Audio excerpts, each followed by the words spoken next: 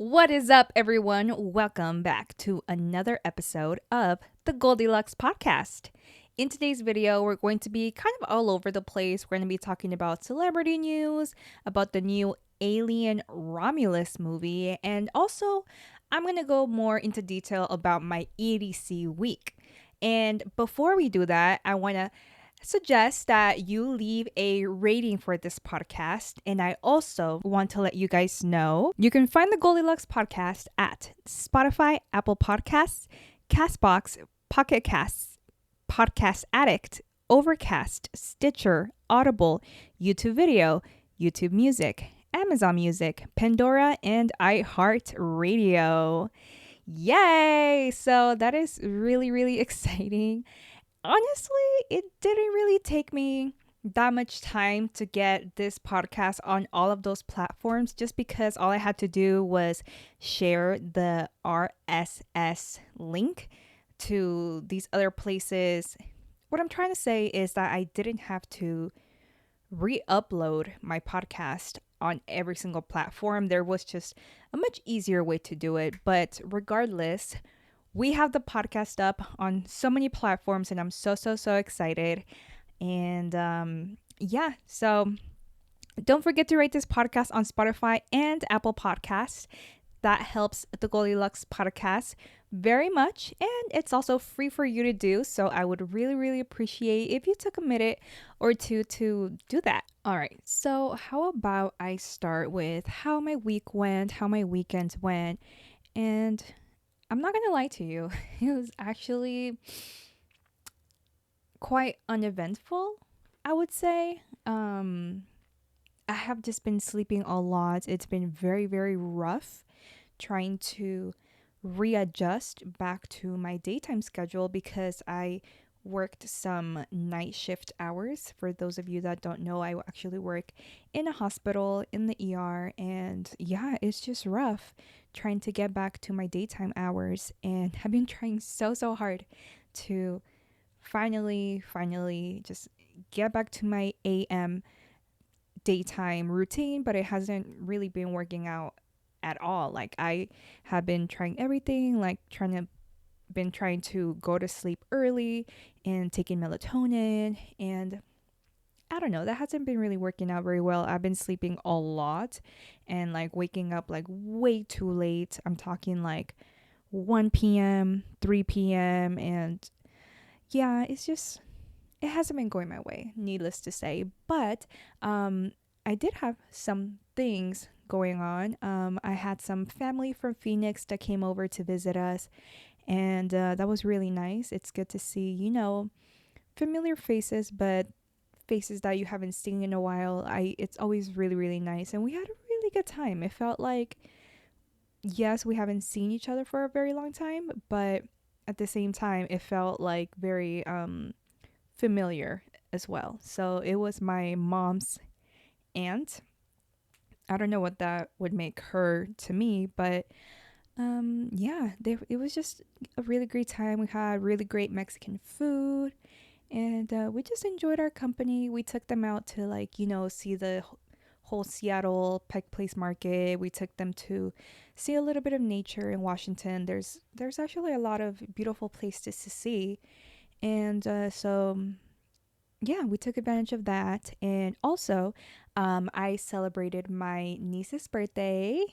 Congrats, Kimberly, for turning 9. I love her so much. She is my number one. She's my only niece, but she's my number one.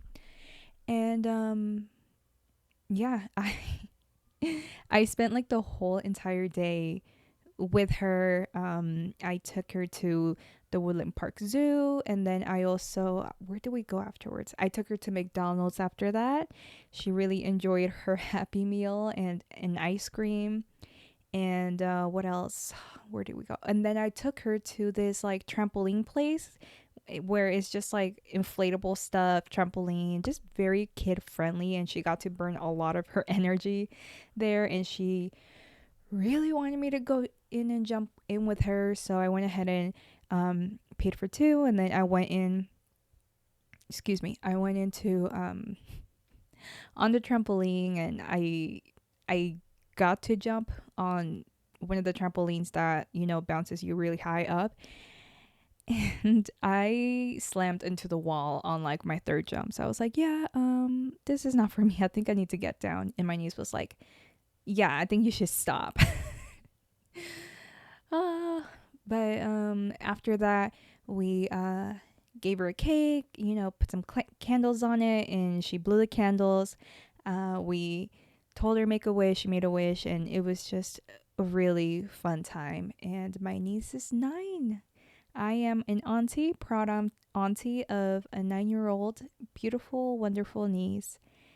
And I cannot wait to celebrate another one with her next year. So she lights up my world. She's amazing. And yeah, I'm just so happy I was able to make her birthday a special one.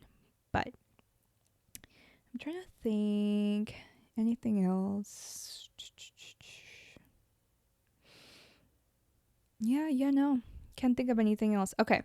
So, moving on, we're going to be talking about Alien Romulus. Yes, this is the newest addition to the Alien movies, the Alien saga. I am a big, big fan of the Alien movies, and it's very, very interesting because I have known about the Alien saga of movies for a very long time, ever since I was a child, actually. But it's interesting because I didn't go into the alien world, down the alien rabbit hole, you could say, until like last year. So, like, very, very recently. And before that, I hadn't watched any of the old school movies. I don't know why. If you ask me, like, I don't know why. I wouldn't be able to tell you, but yeah, I don't know. But I am a huge sci-fi fan. I love sci-fi. I love sci-fi movies. Like, anything sci-fi, I'm all over it. I'm a big critic just because I've seen so much like sci-fi horror or like super science-y sci-fi movies. And like Interstellar is one of my absolute top favorite movies. I love Interstellar. Every time I take a flight, I download Interstellar and I watch it because it's just like, oh gosh, sorry, got this new fancy mic here in front of me and it's just, running my business. But yeah, I watch Interstellar every single flight that I take. And, every single show on Netflix that is sci fi, I have watched as well. At least like the good ones I have watched, I feel. And so I'm a big critic. I'm a big critic just because I've seen the good, the bad, and the ugly. And so, yeah, when I saw, hold on, let me backtrack a little bit. Last year was the first year of me watching all the Alien movies back to back to back to back. And I just went down the rabbit hole and it was great. So many people on YouTube, like the YouTube comments were like raving about how good the first Alien movie was and how freaking scary and terrifying this Alien movie was. And I was like, yeah, right. It's like, I know what the alien looks like. It can possibly be that scary. But for a 1970s film, I actually found it to be like quite entertaining. Like, suspenseful would be the best word to describe it, but it was just scary, dark, being in a ship, lost in space type of theme. And then all of a sudden this like rawr, like this super creepy scary alien comes out of the nowhere. And what makes it creepier is that the alien actually kind of looks sort of humanoid in a way because it has like the arms and the legs, and it's just really creepy. So the first Alien movie, I did like it quite a lot, but I think I watched the movies out of order. I think I watched Alien Resurrection first because this is the movie that I remember watching as a child. I think I was a 7-year-old child, and we had a small TV in my grandmother's house, and I remember just getting like peeks and snippets of the alien in Alien Resurrection because it looks so real. And at the time, as a child, it was just so terrifying. Like, I cannot tell you how utterly terrifying the alien from Alien Resurrection was to me.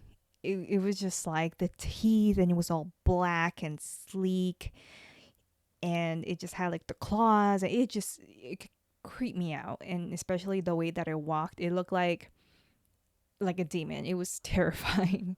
So I would like take like little peeks, and then I would look away because I would be like way too scared to look at the whole movie. But I kind of knew of Alien from a very young age, and I just thought it looked way too realistic for me to be able to watch the whole entire movie. So, needless to say, fast forward, I ended up watching the Alien Resurrection movie in its entirety last year and 2023. And it was like off the wall. It gets so much hate, but I really, really like the Alien Resurrection. As a matter of fact, I think it's one of my absolute favorite Alien movies, if not my favorite Alien movie out of the whole saga. I just think it's like so underrated.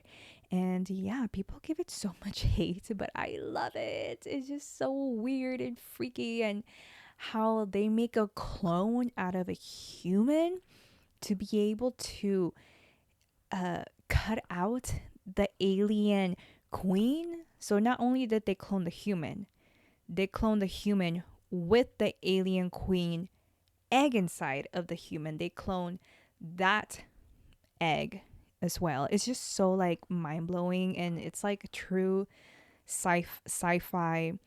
What would you call it? Masterpiece. It's just like top of the line sci-fi right there. Like, it doesn't get as freaky as that. Freakier than that in sci-fi. It's just awesome. And the way she comes out with like sort of like alien superpowers, the clone of Ridley Scott, of the main character, the female, was just amazing. It was just, and then like the crew, it was like kind of like what would you call them, like a gang of outcasts out in space doing like illegal activities, selling the bodies of people that they found who knows where, people who are in cryo sleep and they don't know what's going on. These like gang of like outcasts sold the crew of people, whatever. Spoiler alerts. I'm sorry, but there's gonna be a lot of spoiler alerts in this episode. So gotta talk about Alien. I love Alien. Where was I?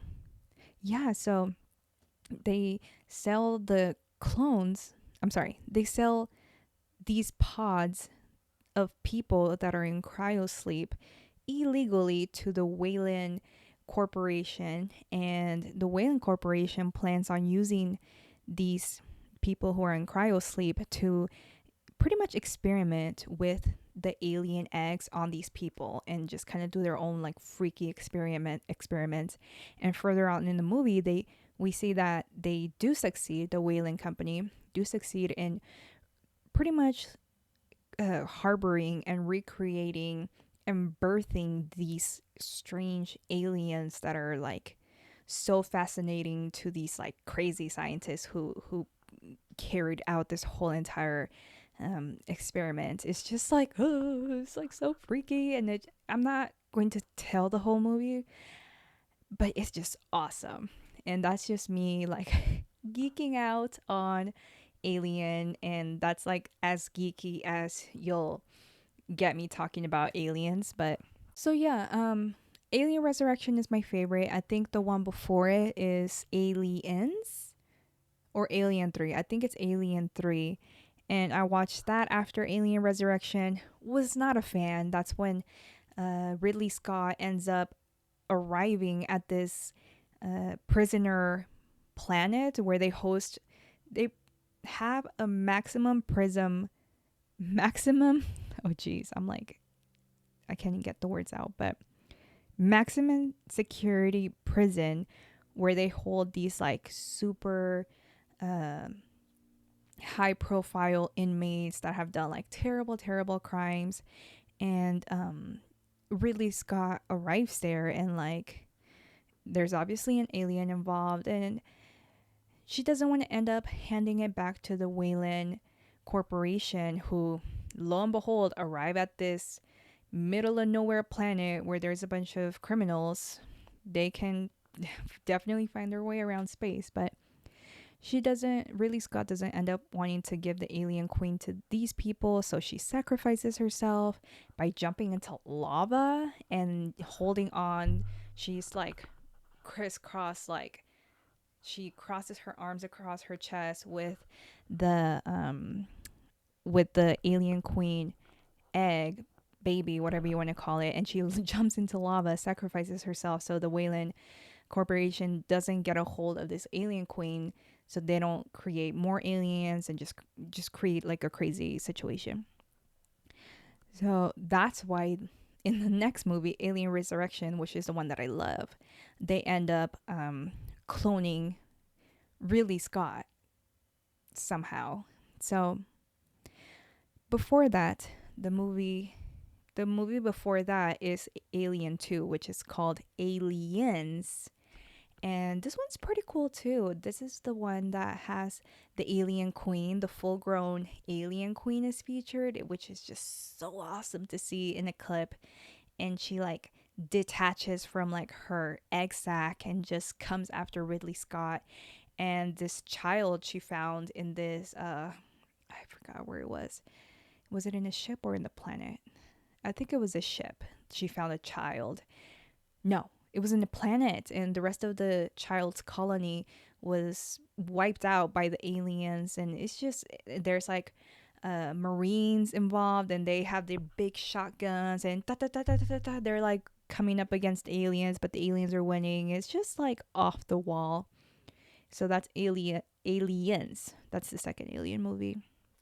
So I ended up watching all of them, and they're just so underrated. I love them so much. So when I saw the trailer for Alien Romulus, I was like, yes. I was like super pumped. I was like, I'm gonna see this. I have to see this, and I will see this. But I also want to mention that I love, really, really love Prometheus, which is sort of in the Alien saga, sort of, because it kind of like goes off the story and like takes a left turn and talks about the creators of the aliens and also suspected creators of the humans, and it's a freaking phenomenal movie. And it gets so much hate. I just feel like because people just, the director didn't give the fans, the alien fans, what they wanted.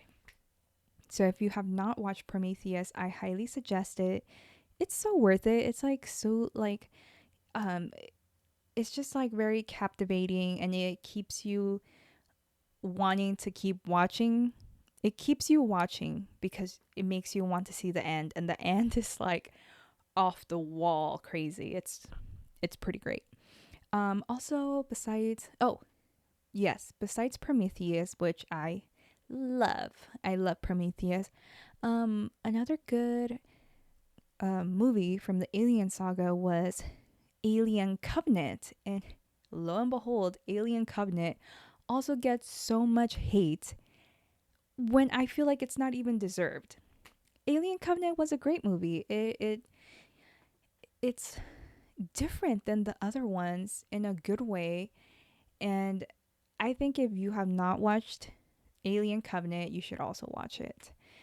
It's so good and it's different, which is what I feel what the alien movies lacks. Kind of a little like pizzazz, something different. So, anyways, going back to Alien Romulus. So, I ended up watching the trailer. There's a teaser trailer and then there's a regular trailer, but I ended up watching the longer regular trailer. And it's kind of like the same storyline. Like the crew is lost in space with an alien parasite on the loose. Um, I think it was like a young crew. Um, they're in like a abandoned research facility. Yada yada yada. They come across this really scary alien parasite that they keep running away from. So yeah, I don't know if I love the storyline so much because it's kind of like cliche, like everything I've been talking about for the last 5 minutes about Alien. It's like recreating that almost. It has the same clips as the original Alien movie, and by that I mean like Alien 1, Alien 2, along those lines. In the trailer you see a spaceship crashing into something, and this spaceship goes like boom. There's this huge explosion, probably to destroy the alien, which we have seen before in the previous Aliens movie. And then also there was also a clip of one of the aliens, a full grown alien, standing over a female character while the female character screams, just like Ridley Scott did in the very first Alien movie. So that again, that was kind of like cliche, like we kind of have seen that before. So based on all these clips, I'm really wondering if Alien Romulus is going to be just like a repeat, word by word, line by line repeat of all the Alien movies we've already been fed. So if that's the case, it would be really disappointing. Oh, I don't want to think about that. But you have so much experience, like you could come up with so much originality. And I feel like Ridley Scott, I hope she has fresh new ideas, cool new ideas to add to the Alien movies because they really need it.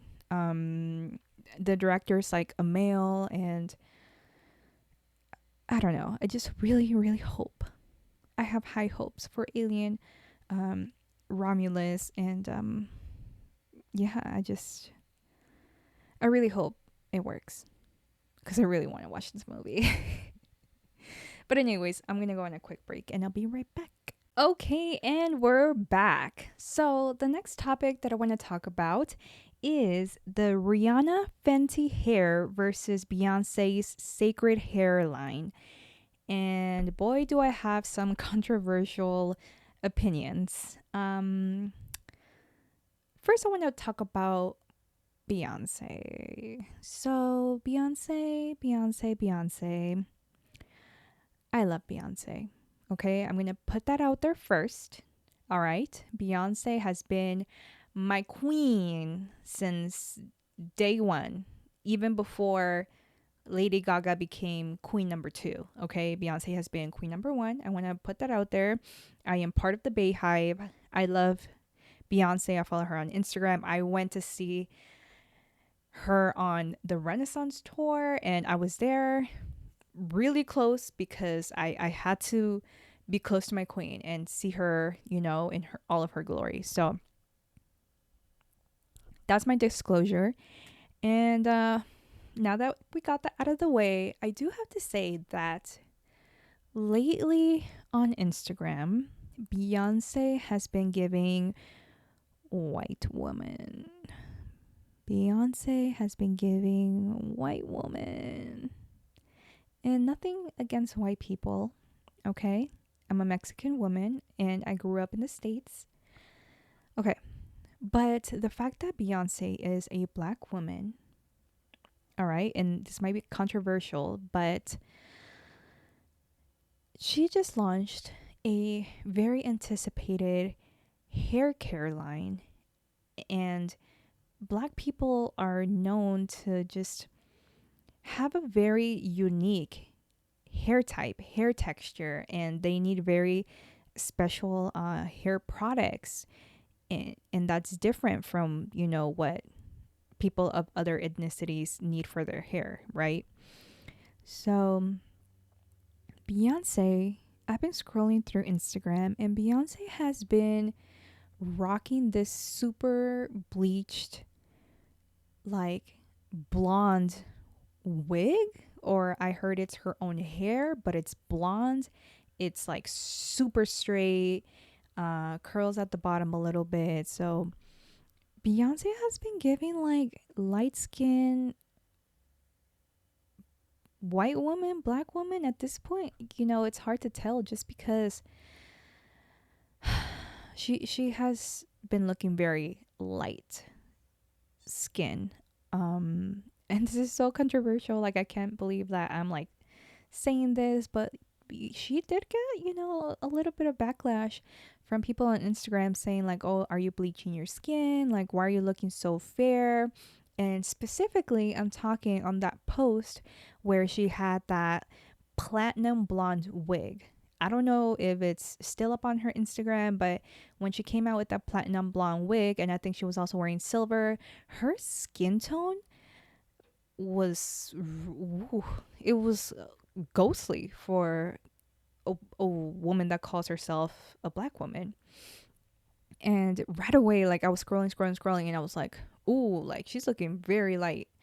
Um, she's looking very light in that picture.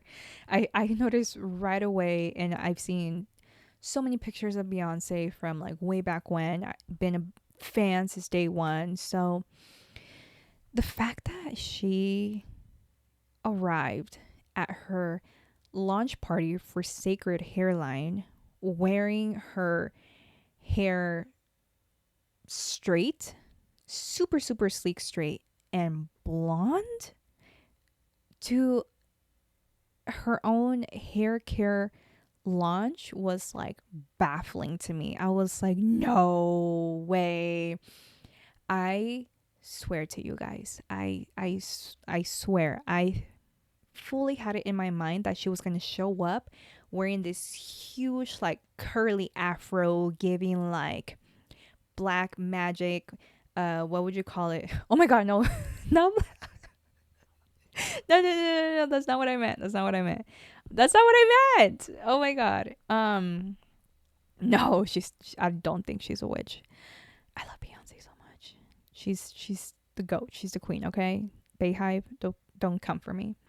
What I meant to say was she was giving black girl magic. That's what I was expecting. Like, boom, like big afro, curly, like the tightest little curls that you can imagine.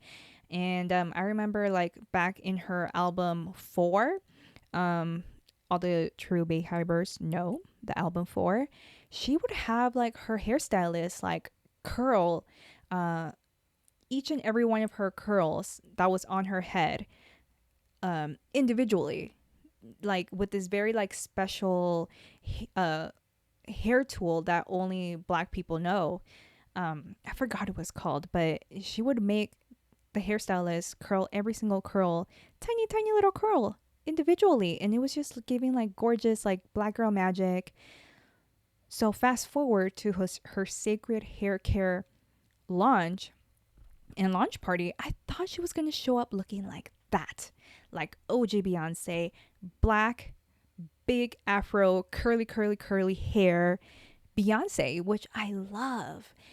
And to me, the fact that she showed up with her hair looking like that, blonde, sleek, straight, a little bit of like a curl on the bottom, but just like, girl, no, no, please, like, oh, it honestly, it made me cringe a little bit, but I also felt very sad because it's almost like Beyonce doesn't want to present herself like in her old school look, like the OG Beyonce look, just like the way that she looked in her very first individual solo album, like that cover. That's what I imagined she was gonna look like. It's like she feels like the best version of her is her looking like a blonde white woman.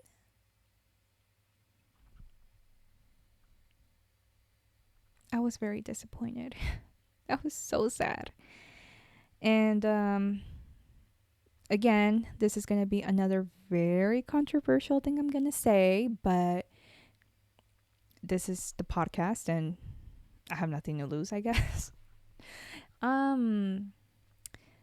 I would say the the loudest expression of Beyonce's black, what would you call it? Black girl pride. The loudest expression of that is in her own daughter. Beyonce is proud of her black heritage, and she expresses that not through her own hair, but through her daughter, Ivy, Blue Ivy's hair. Her hair does give black girl magic, authentic culture, because Blue Ivy showed up with these really, really pretty long uh, braids, and it was just gorgeous. They were long, they were pretty.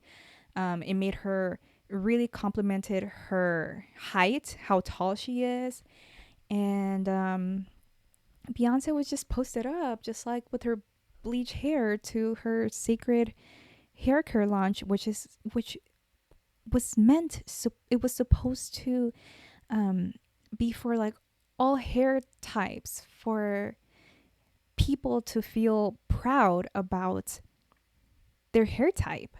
And specifically, people were talking black women, right? Women who are black, but also mixed with other ethnicities. And they have like, different textured, styled hair. And Cecred hair was supposed to celebrate that. And Beyonce, to me, like her statement of like not wanting to change her hair to represent her cultural self, like refusing to turn away from the bleach blonde, it was kind of like definitely like a slap in the face to everything that Cecred, that this hair care brand is supposed to represent. Like she turned away from that. She turned her back on the very what would you even call it, of the very core of what Cecred hair is supposed to be. And that was just very disappointing. And I hope she, looks back at her old pictures and maybe realizes that she can rock some braids once in a while. Like the last time I visibly saw Beyonce being proud of her heritage, proud of her black culture, and rocking a black style hair was during the Lemonade album, because it's like, now ladies, get back in rotation, dun dun dun dun dun dun. She like was riding in this car and she had like these long, super super super long braids. Mind you, they were blonde, but they were braids regardless, and she had them out of the car window like this, and she had them, they were almost touching the floor from how long they were. And right there, right then and there, I was like, yes, Beyonce, like I'm getting your message. I can feel like your pride in your black culture with you like rocking this superb hairstyle.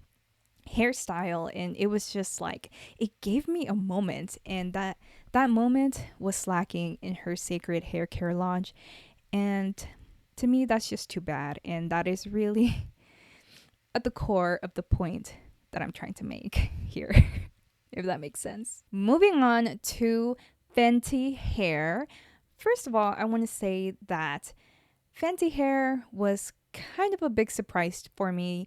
The Fenty Beauty Instagram was trying to drop some hints through some of the posts, but I really couldn't guess much of anything until finally they launched a whole hair care line, and they created the Fenty Hair Instagram, which is separate from Fenty Beauty Instagram. So I thought that was really cool. It sounds like, because they made separate Instagram accounts, that Fenty Hair is only going to keep growing and only get much bigger, is what I anticipate Rihanna and her team to be doing with this new project. So Fenty Hair. I know we were talking about how Beyonce was giving white woman with her bleach hair and refusing to turn away from it, but Rihanna was giving that as well. And I'm gonna try and to explain a little bit more of what I'm saying. When I was scrolling through Instagram, I came across this reel, and it was a girl with this really pretty blonde hair, and I was like, "Ooh, like she's so pretty! Like she must be an Instagram influencer. I've never seen her before." And it was freaking Rihanna. I almost did not recognize Rihanna in her Fenty Hair Instagram reel. I was like, whoa, whoa, whoa, hold on, pause. And I had to watch it again. And I was like, yo, this is Rihanna in this reel. And I almost missed it because she was just so, I guess, unrecognizable to me with her rocking that blonde wig again. And Rihanna has been somebody that has gone through so many hair types, and she looks so good in every single one of her hair types. My favorite, mind you, was her 2008 through 2010 phase where she had her super bright blood red hair. I was like, yes, like I wanted to be Rihanna so bad because she was just so cool and edgy, and she rocked that red hair. That whether it was a wig or her hair, whatever it was, she rocked it, and it looked so good. And I just wanted to be her so bad. I wanted to dye my hair red just be like Rihanna and be a fashionista like her. But anyways, Rihanna looks amazing with every hairstyle, but she is launching Fenty Hair, and on her Fenty Instagram reel, she shows up wearing a blonde wig again. Like, no. Like, what? No, please. No, not you too. Come on. And that's coming from a Latina girl that has been wearing her hair blonde-ish for some time now, right? As you can see, this is a video podcast as well, but as you can see, I still have some of the black roots, okay? The hair is blonde, the roots are black because I'm a Latina woman, Mexican. But yeah, I get wanting to try something different and being tired of looking at the same hair color all the time, but we're talking both of these black women are launching hair care products specifically marketed and catered to black women and also women with all different hair types, right? But come on, like you want to be proud of your hair texture during these launches, right? Like just the way that I'm talking, I sound so baffled because I am. It's hard to believe that both of these women are launching hair care products and rocking blonde wigs. It's just beyond me. But she did look really pretty in that reel. I'm not gonna lie, but I also love Riri. I'm a Riri fan. I'm not bashing Riri whatsoever. Okay, she's like my queen. Oh, okay. So yes, Rihanna was wearing a beautiful blonde pixie cut and like a bob that was also blonde. So she was just rocking the blonde on all of like the marketing ads and advertising for Fenty Hair. But, and that's a big but, she showed up to the red carpet rocking her natural curly hair. Hello, finally we got a win for black people culture, and that's coming from somebody that is not a black person. I am Mexican again, but being Mexican, I can relate to being proud of your culture and not necessarily always leaning towards your American side, right? So, Rihanna, the woman from Barbados, showed up to the red carpet looking beautiful, stunning, like she always does. The fashion was on fleek. She was cool. She was just authentic Rihanna, and I loved it. And those curls, she had really short, very nicely hydrated bleach curls, but it was her natural hair regardless, and she rocked it. And I was like, yes, Rihanna, you finally did it, girl. Oh my God. I was so excited to see her natural curly hair on the red carpet. Like, this is how it's done. This is how you show you're proud of your heritage, proud of that hair. Like, yes, girl, give it to me. Like, that's what I wanted to see. Show some pride, you know? So yeah, that was a really, really great surprise. And I was very happy about that. I feel like Rihanna totally like 180. She definitely did it right. See that, Beyonce? Rihanna did it right. And yeah, so she was also having interviews in the red carpet and everything, and she also dropped a quite unexpected bomb that I was not like waiting for at all. So it sounds like Riri, Queen Riri, is not done with music. Yes, she is not done with music, and that's just so exciting. Woo! Can you imagine Rihanna dropping a whole new album and then going on tour? Ooh, woo!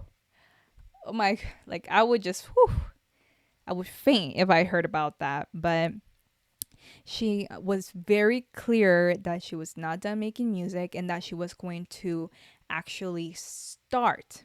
And she put an emphasis on start. She said, I'm going to start making more music, getting back in the studio. So it doesn't sound like she has anything really set in stone yet, but that she's about to embark on the creative process that is hopefully creating a whole entire album and not just a single, because we all know Rihanna's good with the singles. She makes really good radio music, but we haven't seen a Rihanna album in a long time, and we're long overdue. I get it. She's having her babies, you know, very happy with her man, and I'm so happy for her. She deserves this and way more. But yeah, she was just being a queen out in the red carpet at her Fenty Hair launch, and it was just all so great. So great. Okay, and lastly, talking about celebrities, I kind of want to talk a little bit about Britney. Britney.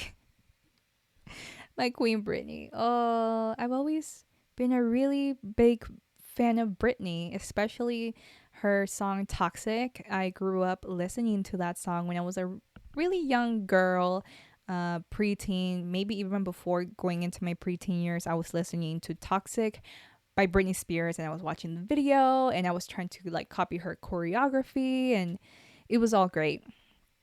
But lately, I mean, as you all know, she got out of a very toxic business relationship with her family, and leaving the conservatorship. And I have not read her book, but I have every intention to listen to it. But it sounds like there was so much damage done to her, and it's really a quite sad and unfortunate situation and story. But I still follow her on Instagram, and I don't know if you have all seen her her Instagram posts are just like off the wall. They're so random, and it's so hard for me to admit this, but I find it quite entertaining. I love her. She is like goals. She's like so careless, and she's like a free spirit, and she wears like really revealing clothes, and she shows up on her Instagram almost naked, which, whatever, like work. This is 2024.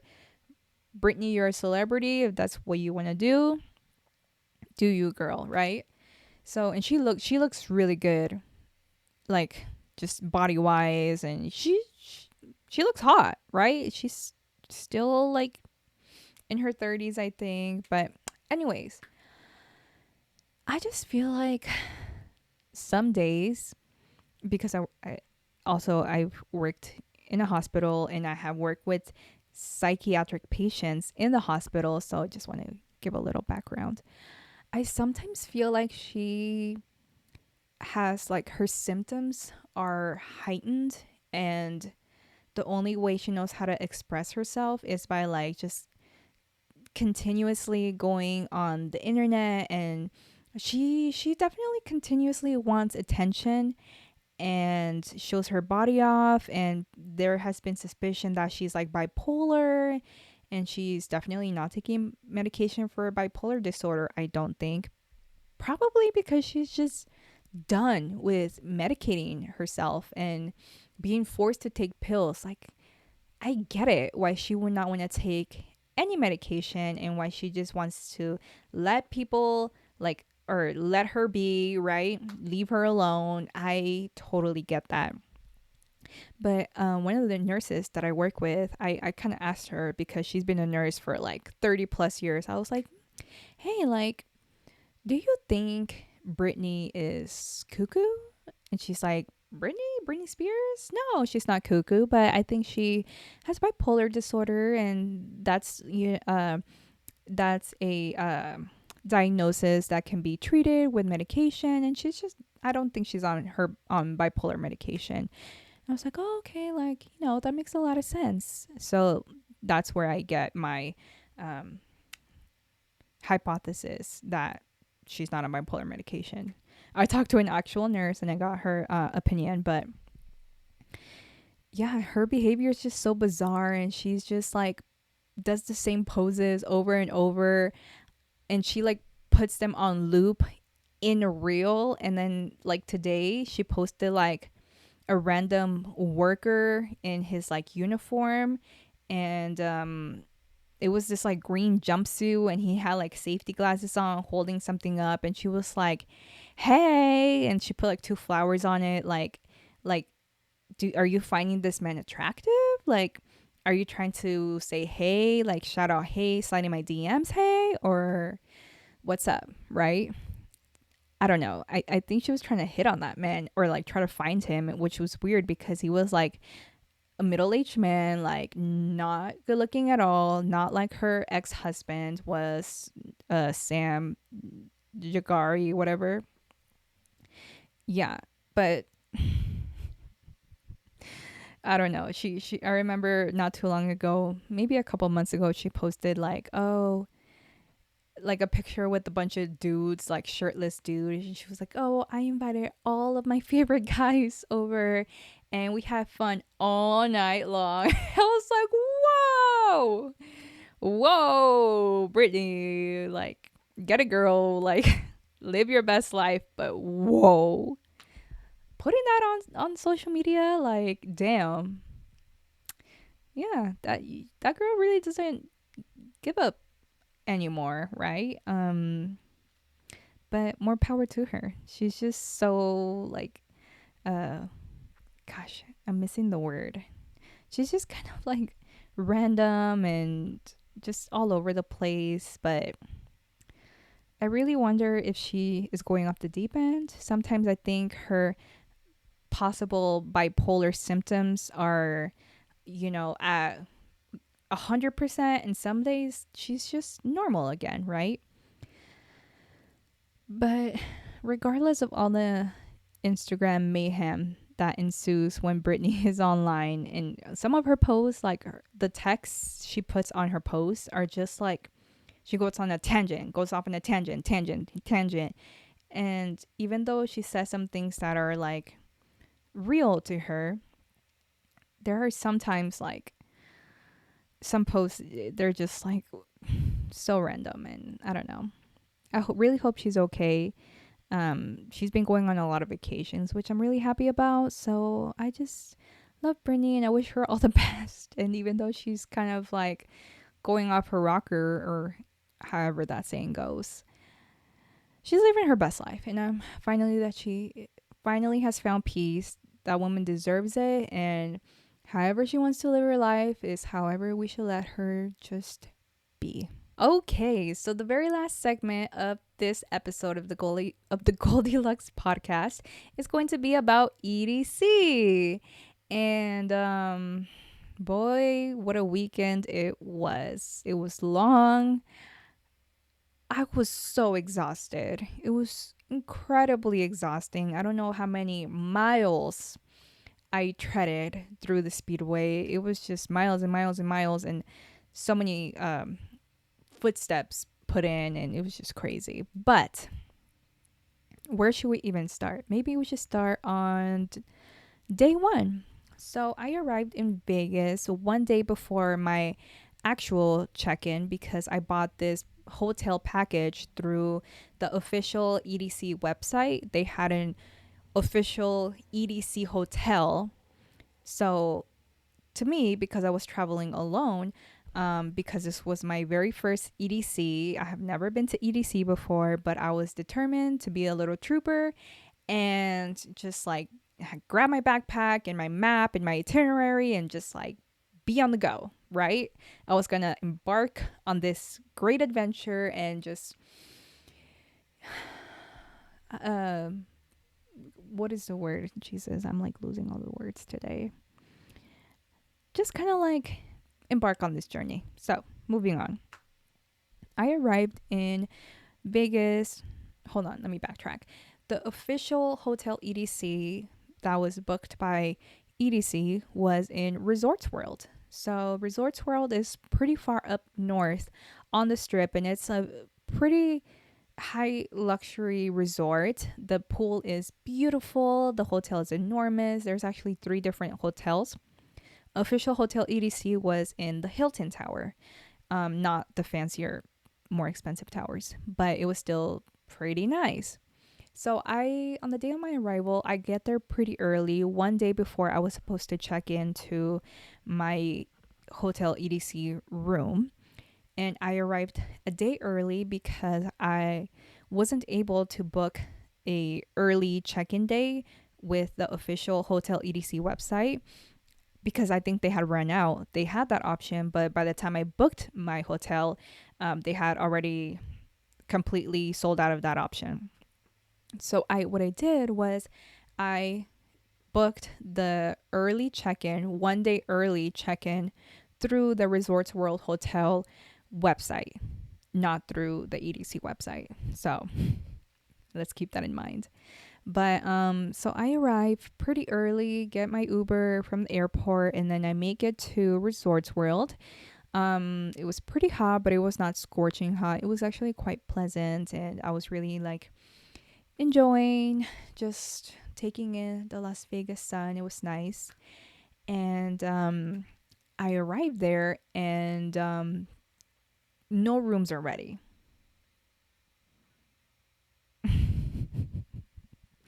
So I walk into the lobby, beautiful lobby. It was so bright and vibrant, and it had all of these like stickers posted up against the wall. They had like the whole wall behind the check-in desk was like greenery. It looked like grass, and then there was like stickers of smiley face stickers of the theme that Hotel EDC had. And it was just really, really fun and like vibey, funky, whatever you want to call it. But there was also like a whole like DJ setup right in there, and there was like purple and green and yellow lighting, and it was just giving the vibe like you are at the official EDC Hotel Resorts World Hotel experience, pretty much. So like the way they laid everything out, they even had those performers that dress up in like, they look like circus act in a good way. They were all dressed up, and they looked like they were about to like walk out into like a circus floor and perform. So the performers were on point, and they were there Thursday morning, afternoon of our arrival, of all of the early arrivals. We were there. But we get there, and I go up to the desk, and the lady tells me, none of the rooms are ready.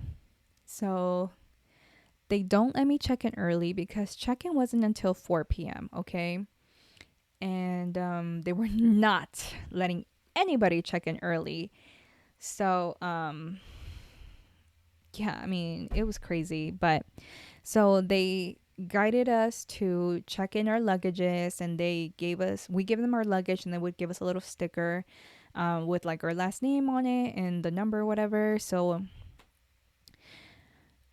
I, okay, so I had a plan because James Hype and another DJ were going to be playing at Resorts World Day Club, which is called Ayu.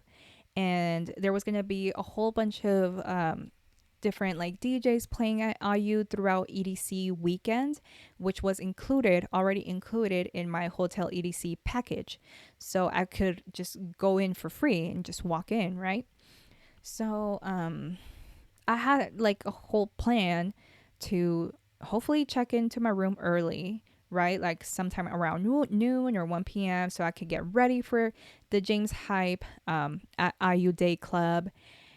But they didn't let me check in, and they actually guided me to check in my luggage. So I go back and get my luggage, and I decide to get ready for IU Day Club in the bathroom, in the women's bathroom. So there I am. I walk into like the biggest, oh Jesus.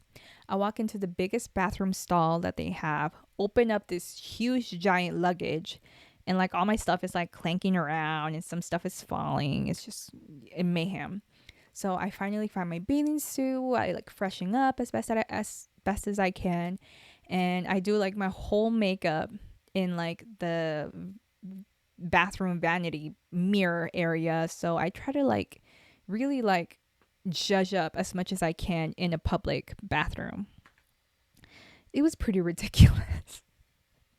I made like this whole scene. Luckily there wasn't that many people because it was still Thursday, but no, there was actually quite a bit of people. Who am I lying to? There was a lot of early check-in people, but there I was like just with all my stuff, all my girl stuff, and I finally managed to get ready. I freshen up, grab a water, and then I finally make it to IU Day Club. And the vibe was vibing. People were there already. People were like super lit at the point that I got in.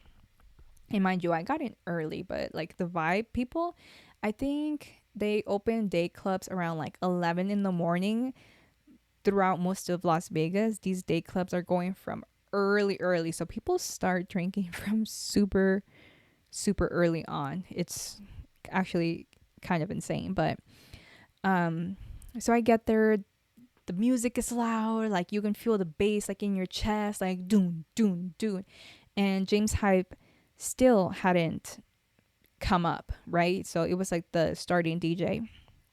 So I'm kind of like exploring, I'm like checking everything out, and like I'm making my way towards the back because it's a day club. I'm sure there's gonna be a bar somewhere here, right? So I was looking for the bar, and I walk all the way to the back, and finally I find the bar, and I get to the front, and then I order, what was it? I ordered this like medium size cup of pina colada, whatever, and it was like a 16 ounce. I'm sure it was not larger than 16 ounces. So the girl like hands me my drink, and she goes, "Oh, what was it?" She was like, "It was some crazy thing. It was like $40 for that little drink."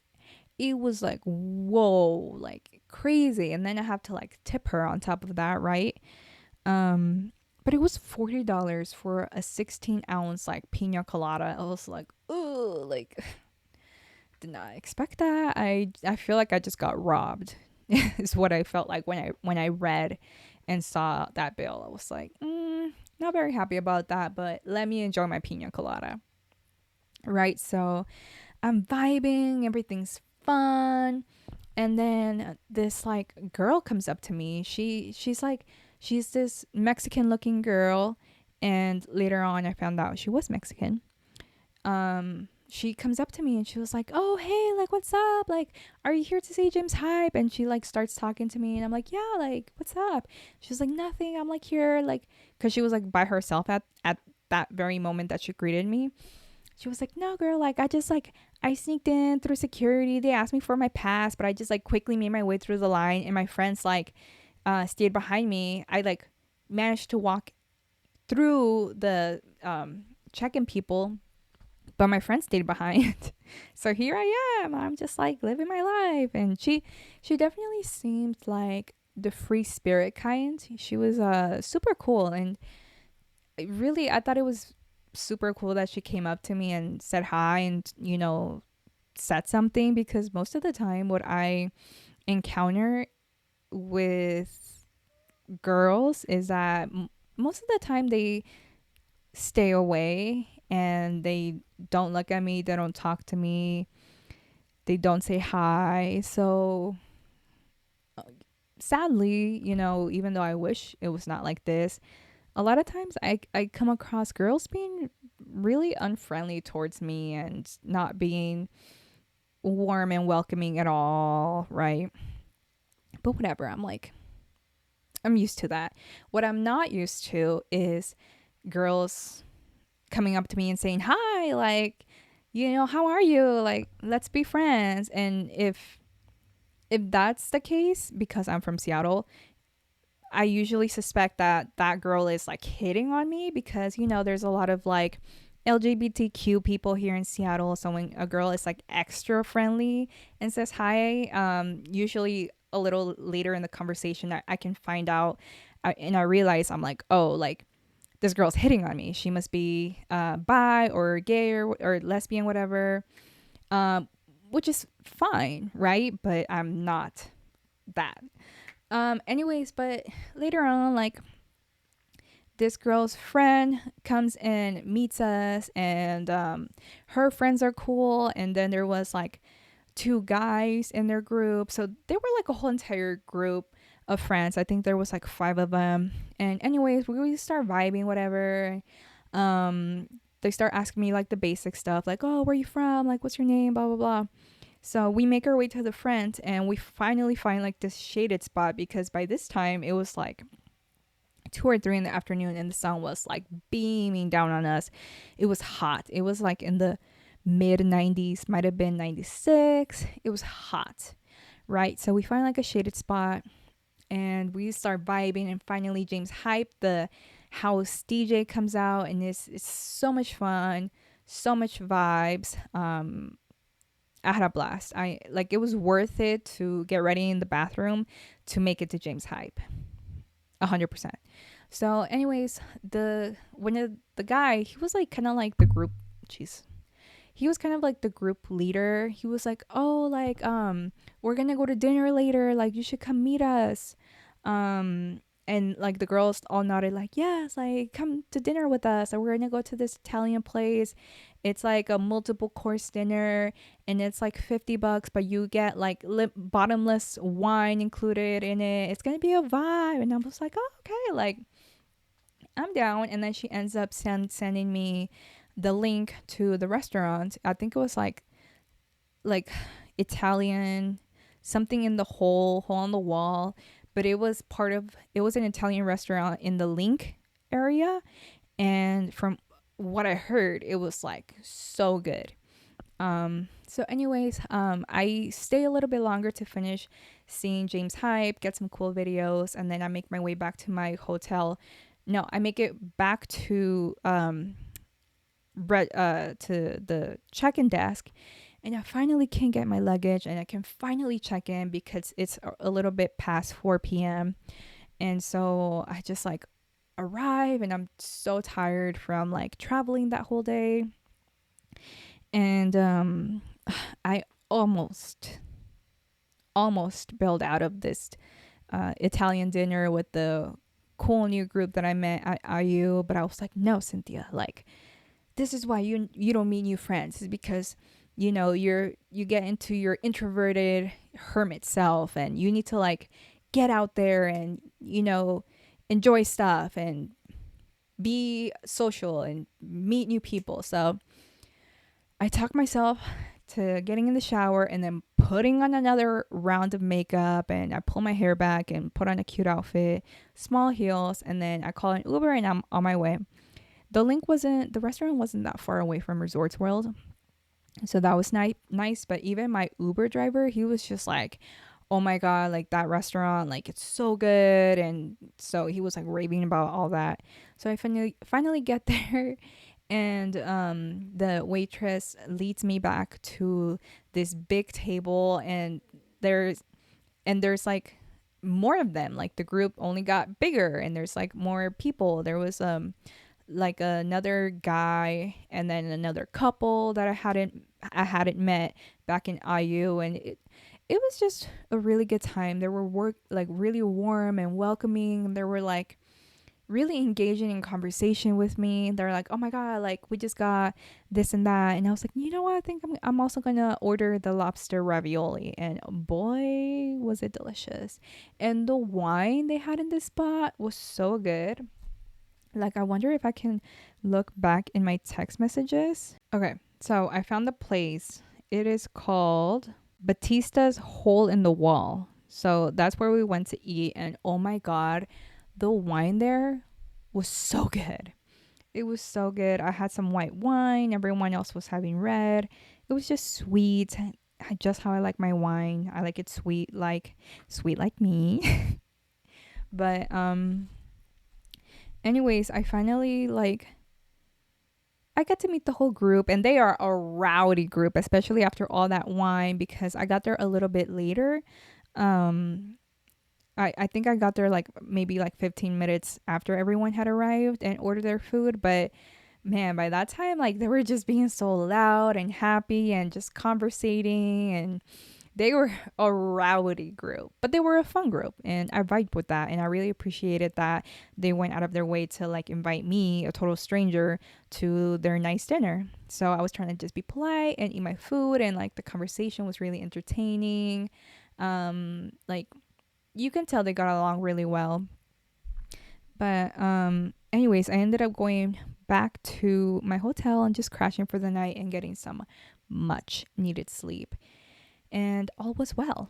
So the next day I wake up early, probably around like 9ish, and I make my way down to the lobby because again, I'm still in the Resorts World um reservation, right? So I go down to the check-in lobby, and then I asked the lady, I was like, "Hey, I checked in early through Resorts World. Would I be able to stay in the same room even though I have my official hotel EDC set up for today?" And she was like, like, "No, we're not gonna be able to do that because the hotel EDC rooms are very like specific rooms, and they are decorated a certain way," which I knew from reading the website that they, drop some goodies, and I knew the room was going to be decorated. And I was like, ugh, I mean, I didn't say that, but I was like, oh, like I'm going to have to move all my stuff again and then wait to check into the new room, which is exactly what I ended up needing to do. So I go back to my hotel room. I now know I have to check out of this room so I can check into my official hotel EDC room. So I shower, I dress up early, put my makeup on early, and then I finally roll my luggage downstairs again. And I what did I do? Oh, I ended up going to the tiki bar because by this time I think it was like 12 o'clock, which is when they opened, or something like that. I don't really remember the timeline, but I ended up going to the tiki bar because I had a $30 voucher that I could use anywhere throughout the hotel for drinks and food. Yeah, it was for like drinks and food. I don't know if it was for entertainment, but I used that at the tiki bar to get some drinks. And the tiki bar, what was it called? I think it was called the Golden Monkey at Resorts World. It was so delicious and it was so good. And the theme was very obvious. It was very like tropical, almost like cheesy tiki bar decorations, but it was set up like kind of in a classier way. Very Resorts World, whatever. Um, so they had tiki drinks in those like tiki statues. So the theme was very prevalent. It was very in your face. The drink was like heavy. It was like it felt like, it looked like it was a stone face, like Stonehenge, right? If you've seen Stonehenge, like the stone shaped in a human's face. That's what the tiki bar drinks look like. And they were so delicious. They were spicy. And there was like, I think I had like a margarita one, or was it the rum? No, I think I might have had a margarita, and I finished that. And just like that one drink, I felt like whoa, right? I felt it. Like it was giving the give. So I ended up, I did not drink a second drink because that first one was like strong. And the bartender, she was so lovely and sweet. She warned me. She's like, "Hey, this drink is quite strong. You know, you might want to like sip your water along with it." So she encouraged me. Um, and that's exactly what I did. I drank it slow and easy and had my water, and it was delicious. So I ended up making my way to IU Day Club again because obviously I wanted to see the new DJ that was going to be playing. And I also had a lot of time to kill before I was allowed to check into my hotel. But I had breakfast after or before.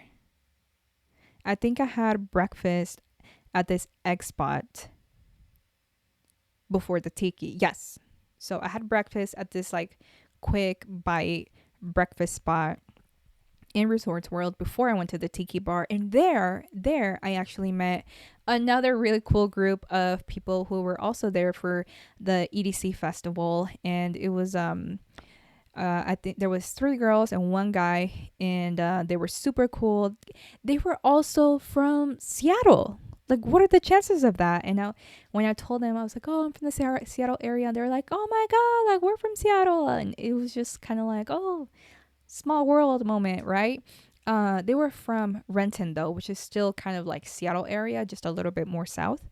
But needless to say, like we totally vibed and clicked from the very beginning. And they were like, "Oh, are you traveling by yourself?" And I was like, "Yeah, like I'm super excited to be here. This is my first EDC, and I finally feel like I'm in a good place where I feel confident enough to tackle this adventure on my own." Because I told them, I explained to them earlier, I would say maybe like 2017, 2016, or 2017, 2018, that time. I told them I had booked my EDC ticket. Like I got my layaway plan, and I think I was like 22 or 23 years old at that time. And I was working at PF Chang's as one of the hosts. And yeah, I was really barely dipping my feet into the EDM world. I was really quite new at that time, but I have heard of EDC so much and seen so many pics and videos that I wanted to see EDC for myself. So I wasn't really good friends with my coworkers because I felt like they were all like so crazy and partied way too hard for my taste. You know, like I in my early 20s, like I was like I could drink, right? Like I could hang, but not with my coworkers because they were on some other thing. Like I don't know, it was crazy. Um Maybe later on I can really get into like my PF Chang's experience working at PF Chang's, but maybe not now. But my coworkers who worked there, like the waiters and waitresses, and even like the chefs in the back, they were all just crazy off the wall, and it was just really not for me the way they partied. Like one of the waitresses, I remember she was so strange. Definitely the Seattle type, but she was a white girl, and she had like daddy issues, and she would talk about how like she didn't get along with her dad, so that's how I know she had daddy issues because she told us. But anyways, yeah, she would like come up to me, and I would be like in my host spot, whatever, at the front of the restaurant, and she would like brag about how high she got the night before, how she had like candy flipped, and like just, she was like tripping out. And I remember specifically one morning she showed up, and her eyes, I kid you not, were like black. They were like black because they were so black because her eyes were still so dilated from partying the night before. Like, she showed up to work high. She was still high. And I think our assistant manager, he was like super vibey, and I could tell he was also like on some drugs. Like, I think he was snorting some lines of coke like in his back office. Low key, like, he gave me that vibe, and he was always like like sniffly, you know what I mean? Like, so even the assistant manager was on something at that PF Chang's. But anyways, he saw this girl, and like, I'm sure he saw her eyes, but he like quickly turned away, and like he like looked at his phone, like he pretended he saw nothing. And she got to work the rest of her shift, and I don't know how that played out. But anyways, I just went off on a tangent. But yeah, so those people partied way too hard for me. I was not into any of that. Still not into any of that. But anyways, yes, I got my layaway plan. I was like early 20s still, and I backed out. I ended up canceling my payment plan. I backed out. I was like, there's no way. I think I was on like my second payment plan, and all was going well. I think I got like a regular GA ticket, but I was like, oh my God, I was going on over and over in my head, like how I was going to do this, and this, like, how could I make this like safe, right? For a young 20 something year old woman to like go to EDC by herself. And I knew nothing about Vegas at that time. I think later on that year, I went to Vegas for a friend's bachelorette party, and that was my first time in Vegas, and everything was just so, I remember everything being so grand and so big and so bright, and like Caesar's Palace and the Venetian, all the decorations were just like splendor, and I was living in a palace and everything. You know, I recently went to Vegas, and I don't remember it being as grand as it was like the very first time that I saw it. And that's, I just have really amazing, great memories from my very first Vegas trip with my girls, when we went to celebrate a bachelorette. So, yeah, but at the time I hadn't experienced Vegas, right? I was still young and fresh, whatever. I'm still young and fresh. Hello. Just more experience and wiser now. But back then I was still like scared, I guess would be the word. I was like a little naive, and I was just like, there's no way. So I ended up canceling my payment plan and backing out of going to EDC by myself. I didn't feel comfortable going with any of my PF Chang's coworkers because I felt like they were just all crazy and too wild for me. So I was not confident enough to go solo at that time. So fast forward, I finally am telling this, group of really cool people, that about me canceling my payment plan. Like, right now I feel like I'm a lot like wiser, more confident. But back then in my early 20s, I canceled my payment plan for EDC because I didn't feel confident enough to tackle this journey on my own. I knew nothing about nothing. So they were like, oh yeah, like we understand that. And I also told them how I went to Ultra. Like, I was kind of solo, but not really, because I knew some of my childhood friends were at Ultra Festival in Miami at that time. And I had planned to meet up with them. And I did, but most of the festival I was like pretty much like on my own and just traveling throughout the whole park and seeing all the stages. And anyways, I had gained more confidence through my experiences of just kind of like walking and experiencing specifically Ultra Miami.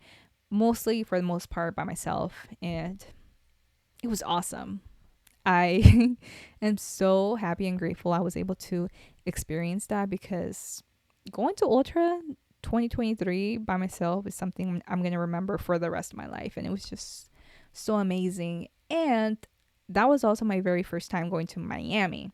So because I was so busy with the festival, like back to back to back to back, I think it's like 3 days straight, I wasn't able to experience much of Miami, but I was in Miami, but I didn't get to see like the beach, or I did get to see the beach on the very last day, but maybe I can talk about that in a different episode.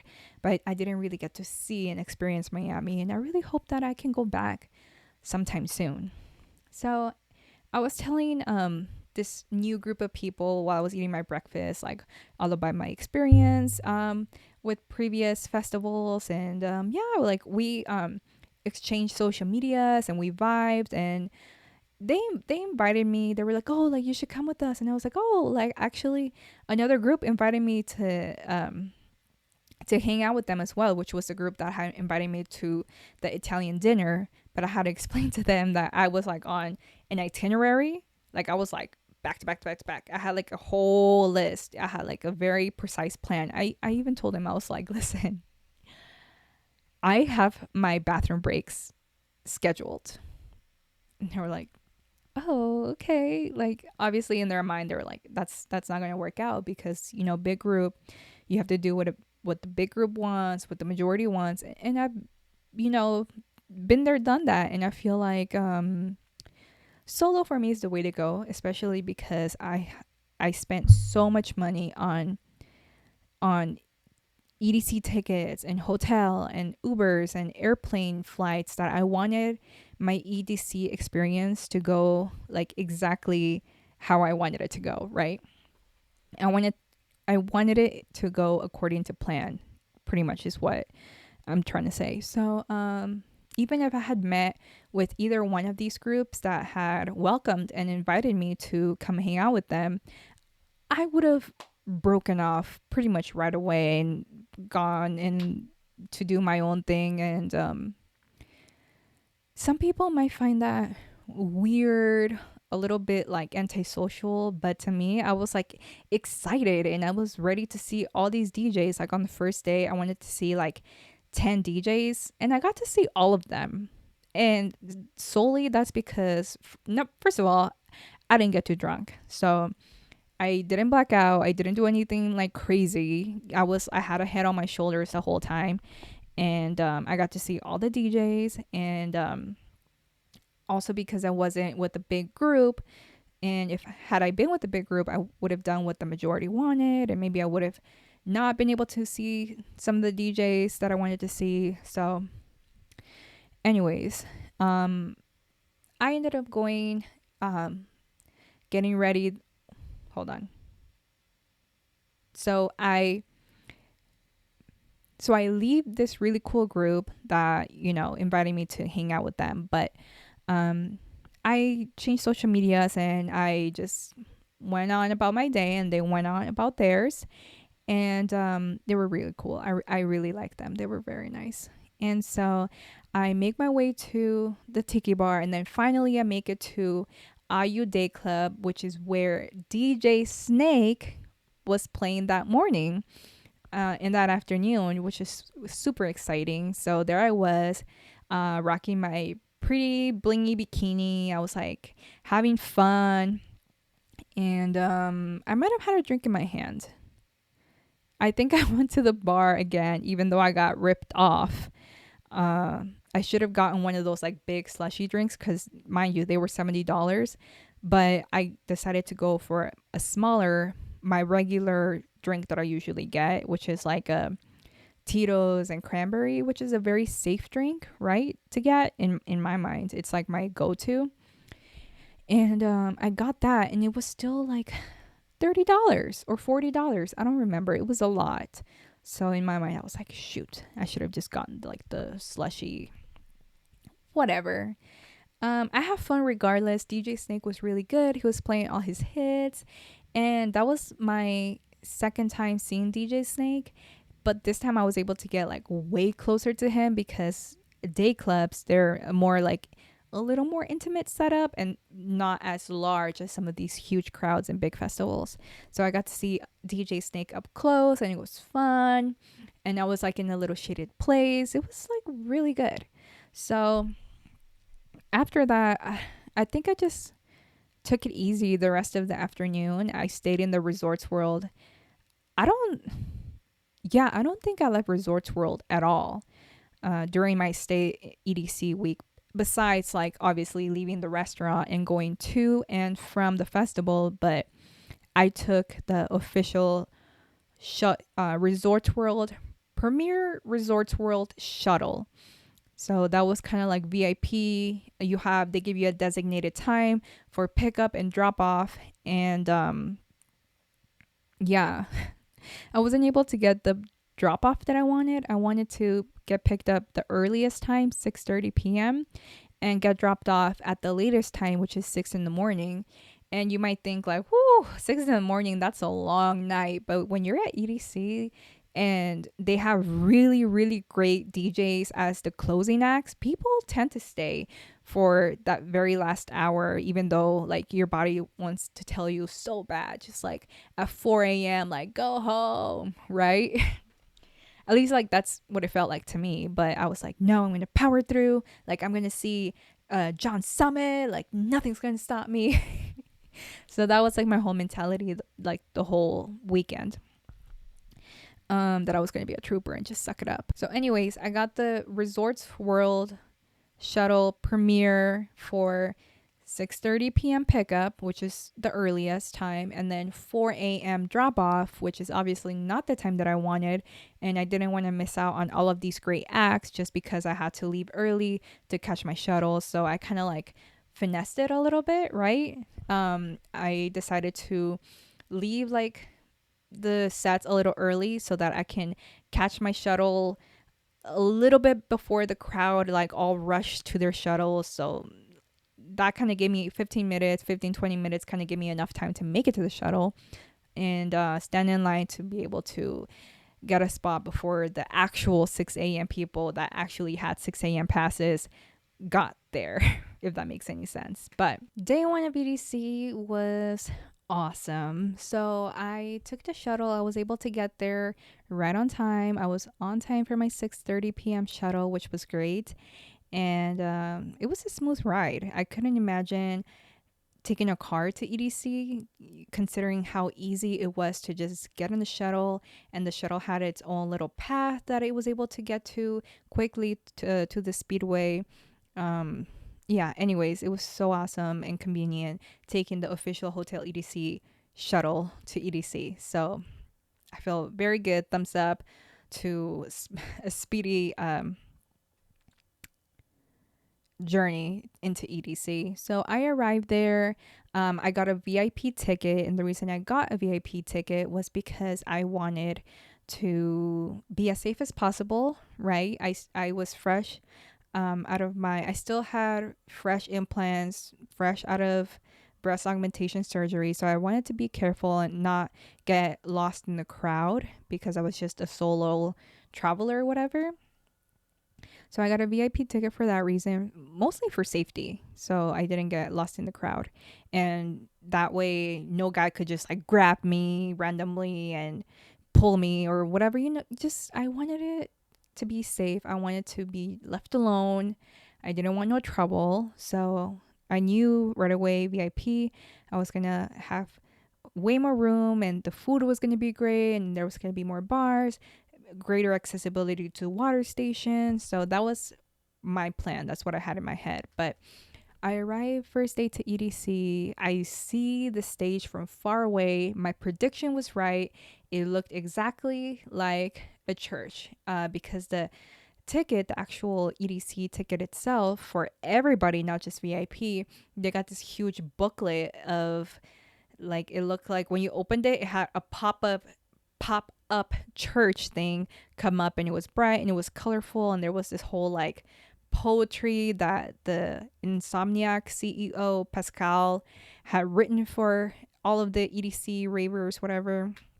So it was like out of this world, like super above and beyond ticket like big box. It said EDC. It was great. So, because of the invitation and what it looked like, the actual main stage itself looked exactly just like that, like columns, and it looked like it had like like stained glasses, but the main stained glass right in the middle, stained glass had, it was like an LED screen, and there was like an owl that was like moving around and like flapping its wings. So it was really cool. It was above and beyond, greater than life stage. So I get there. First thing I do, I run straight into VIP. So I go straight into the main stage VIP. I wanted to explore. I wanted to get acquainted with my surroundings. I wanted to see where everything was because, mind you, by the time I got here, it was like still 7 p.m. It was still like early in the evening and there was still daylight. So I was able to kind of like see my surroundings, take a look at my surroundings, and really grasp where I was and what VIP looked like. So I did that. I got some tacos, some very delicious Mexican food, quesadillas. Obviously, festival food is very expensive, but from what I experienced in other festivals, the food in the VIP area was actually smacking. It was great, delicious. I downed my tacos. I wasn't able to fill my water right away because there was only one water station at the main stage VIP area, and the line was all the way, like going all the way around like crazy. That's another thing I noticed when I first entered the VIP area in EDC was there was long lines for all the amenities. Like the concierge, VIP concierge line was like looping around for the hair station, which was a complimentary free service that all VIP members get. And I didn't get to do that because the line was always long, all weekend long, and I didn't want to spend all of my EDC time standing in line for like 3 hours just to get my hair done. And I was gonna change it anyways, so it didn't make any sense to have my hair done just for one day and miss all that festival time just sitting around.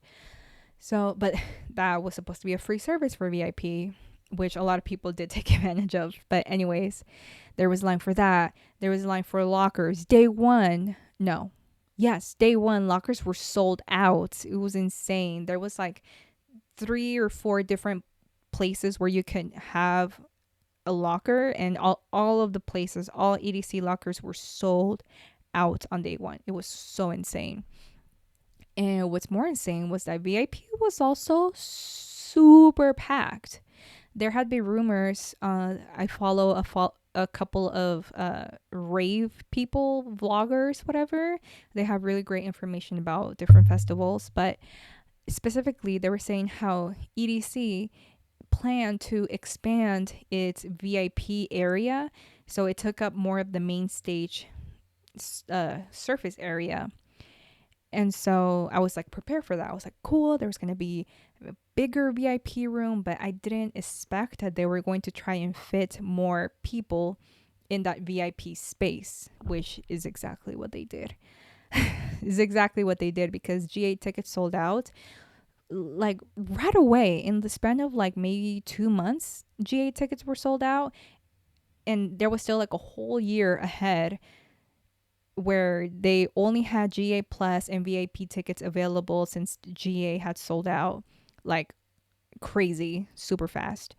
And so because of that, there was so many people in VIP. Way more people than I ever anticipated being in VIP, because that ticket is expensive. Okay, we're talking like a $1,200 ticket for a whole weekend at EDC. And obviously they had like the payment plans and whatever, and like people that really really really really wanted to be at EDC but missed out on the GA opportunity tickets were forced to get either GA Plus or the VIP experience. So because of that, I think they kind of like finessed it, and they were able to get a lot of people to buy VIP tickets that would have otherwise gone for just like the regular GA tickets, right? Because there's a huge disparity in price. But anyways, VIP was popping. It was packed. There was lines for everything. There was lines everywhere. Like I had to wait 2 hours to be able to fill up uh my hydro water thing, because I got like I brought a 2 liter thing of water that was refillable and had the little straw that I can just like drink from quickly. Hydration pack. So it took me 2 hours to fill that up, and no, I was not just standing there for 2 hours. I was like vibing. I was eating my quesadillas, and I was listening to the opening acts, all the early DJs that started like 7 p.m., 8 p.m. So, and then finally around 9 p.m., when people ran to see Subtronics, that's when I was able to quickly get in the line and quickly get my hydration pack filled. But boy, oh boy, was that line long. And it was so disappointing that there was only one water station at the VIP this area. It was crazy. But let's see. So the night was young. The night started off with a lot of house music, very like techno like music. I stayed in the main stage for a couple of hours actually. And oh Jesus. Trying to 11 p.m. So I think my night started off with Maddox. I really wanted to see Maddox because he had a really good set at Ultra Miami, which I did not go to obviously, but I didn't go to it this year, but I watched it on YouTube, his set, and so I watched it in the main stage at EDC this year, and it was really good. It was popping. It was fun. By this time, I was drinking, but I had already had my food and everything, so I was just vibing.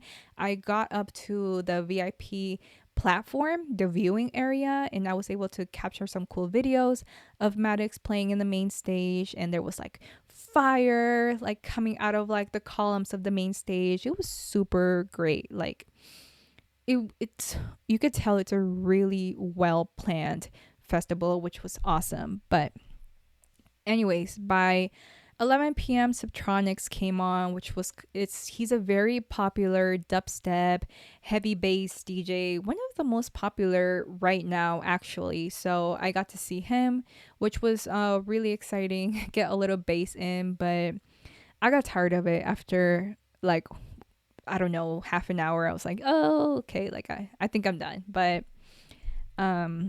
anyways, after that, in the main stage, because Subtronics played in Kinetic Field, the main stage, and then right after him was Armin van Buren, which is a huge name in EDM. He plays trance, so it's just like a very like repetitive like dun dun dun dun dun dun dun, and it's some occasionally very like airy music, soft, kind of like puts you a little in your feels. That's Armin van Buren. He's very well known. But like 10 minutes into his set, I was like, I'm not feeling it.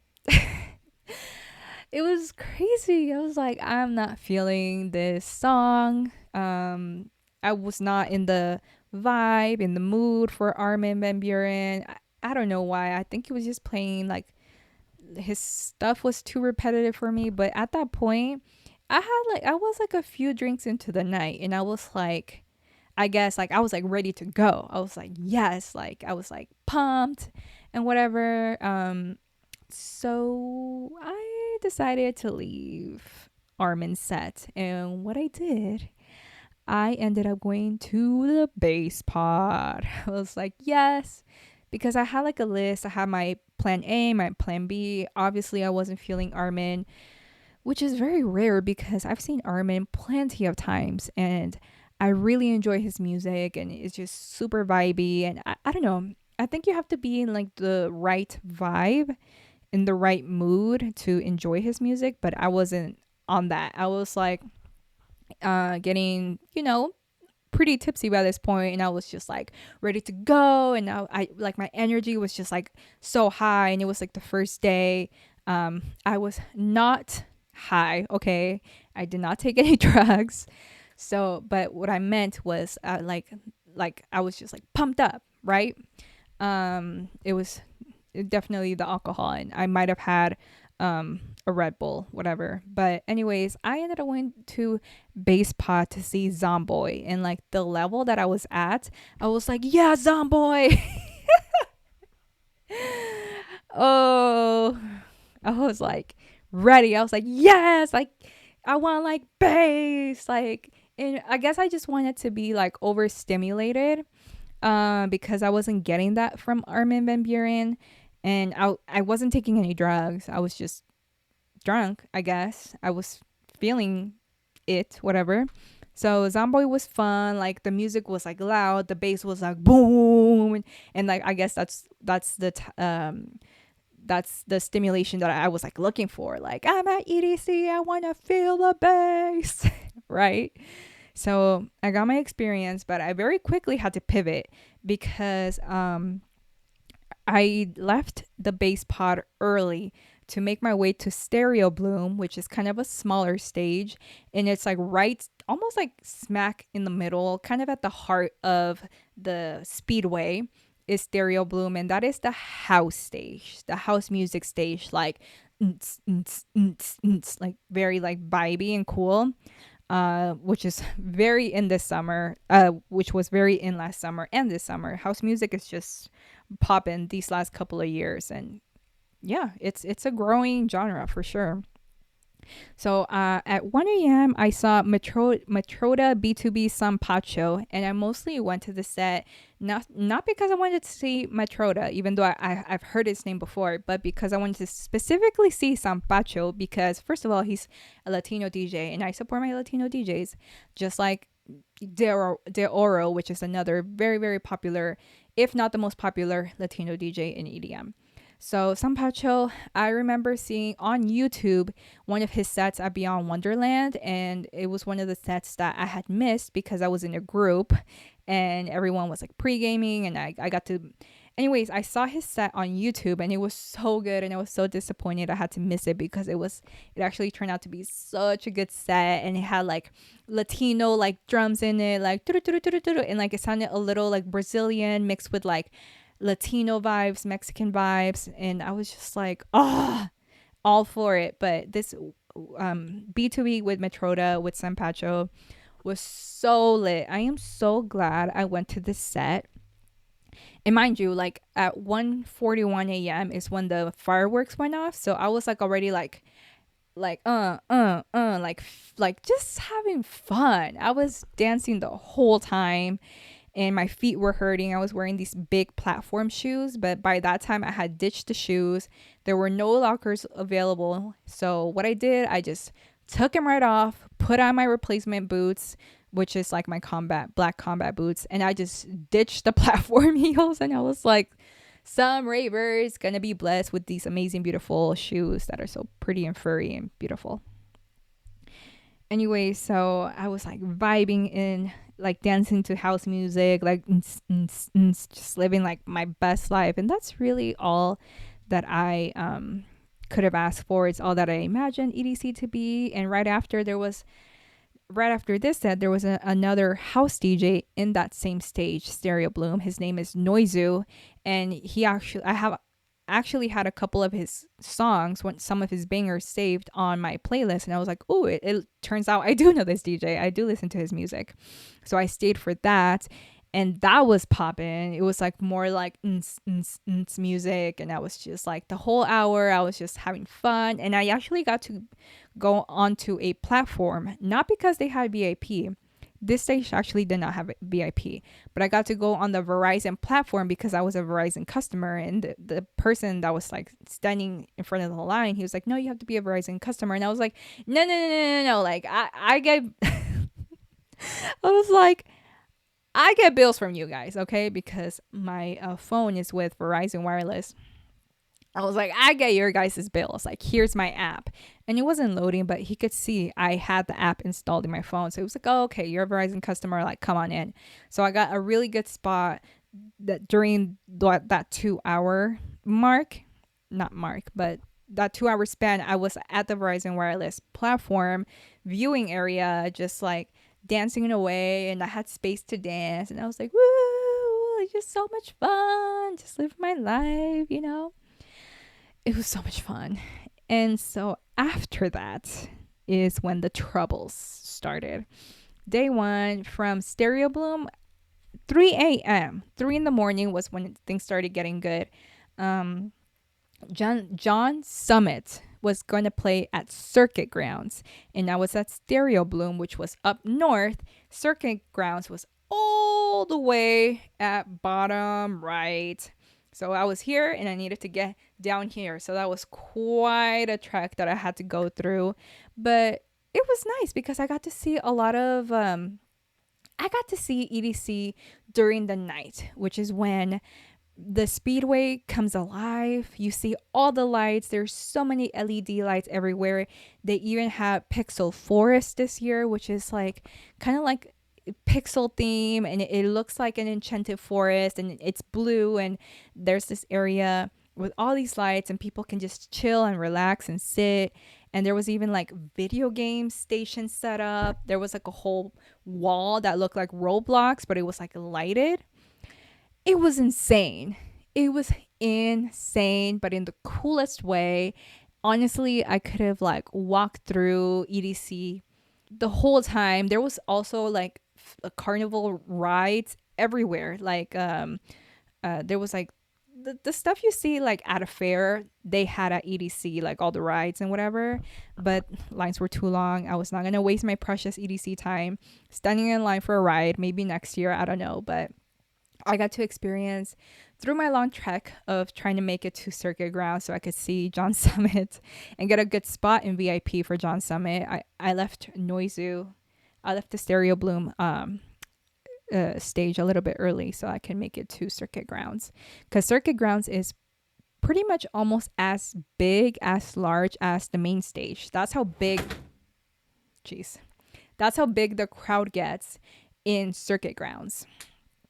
So anyways, I got to explore quite a bit. I got to see a little bit of downtown EDC, which is a really cool spot. It looks like an actual like old western downtown area. It's really cool. They had different themes.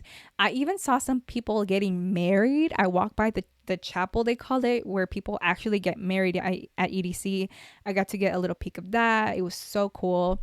So I was really just really experiencing it and taking it all in and just enjoying everything, all my views. I really felt at that moment, I was like, I am at EDC, living my best life. And it was just so freaking great. All right. So I finally make it to the Circuit Grounds. People were like, just on so many levels of like drunk and on different drugs. People just like rushing through, like coming across. There was long lines of like those big groups. They were standing in like a single line, just like making their way through. So I had to like dodge through them. And it was just mayhem. It was mayhem at this point, because everyone was just so like drunk and high by this time. But anyways, I make it to Circuit Grounds, make my way through VIP, like just like squeeze my way through VIP, because the crowd at Circuit Grounds is so large. It kind of like VIP entrance was like, you have to like squeeze your way into VIP entrance. So I make it in, kind of get acquainted. I go around through the bathrooms, which was all the way on the left hand side. And luckily the bathrooms, going through the bathroom alleyway, whatever, I was able to make it all the way to the very front of VIP. So I got to skip through all that crowd that was like kind of like in the way. And because I had just gone through the VIP entrance, I went through the bathrooms. Anyways, I got to go all the way to the very front of Circuit Grounds, and I got the best spot. Almost like I was like almost at the rail. There was just a few people in front of me in the rail, but I was like right there. The stage was so bright and everything was just like fun. And finally John Summit comes on, and he puts down the best set that I have seen him play of all time. Okay. And I've seen a lot of his sets online on YouTube, not live. But this was my second time seeing John Summit.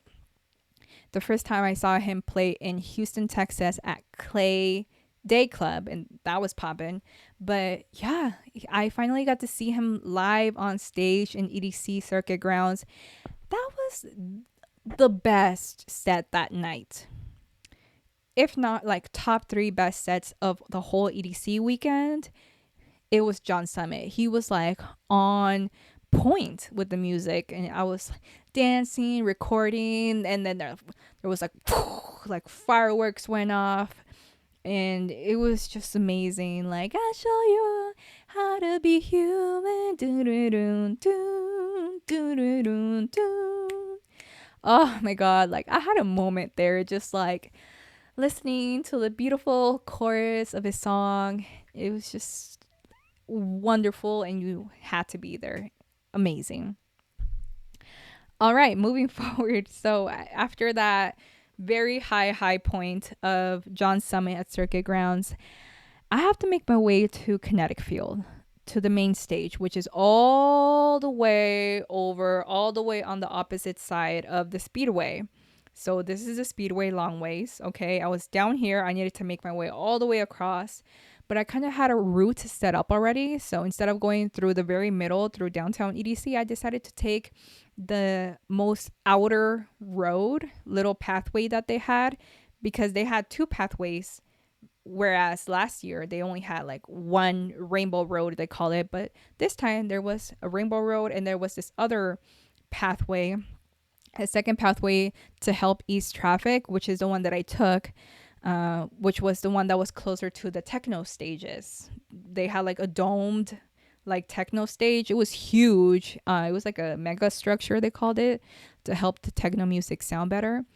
And all the techno heads were there pretty much like the whole time. They were like listening to like Sandra Landry, which I was kind of curious about because it was one of the very popular names that I heard about during EDC weekend, but I didn't end up making it to her set. But anyways, I needed to make it back to Kinetic Field, the main stage, so I can see Steve Aoki at 4:13 a.m. And if you're wondering, why would anyone stay so late until like 6 a.m.? It's because they put amazing acts like Steve Aoki as a closing DJ. Like, how can you say no to Steve Aoki? But regardless, this was my very first night, and I didn't want to go through the hassle of not making it into a shuttle to just, I didn't want to get into all that mayhem. So I saw a little bit of Steve Aoki because pretty much 2 weeks before that, I saw him at Wet Republic when I wasn't able to go to Lovers and Friends Fest with my brother. Yeah, so my brother and I went to see him at Wet Republic. Anyways, I've seen Steve Aoki plenty of times. Always kills it. Always puts on a good show. He loves going to Seattle. Seattle loves Steve Aoki.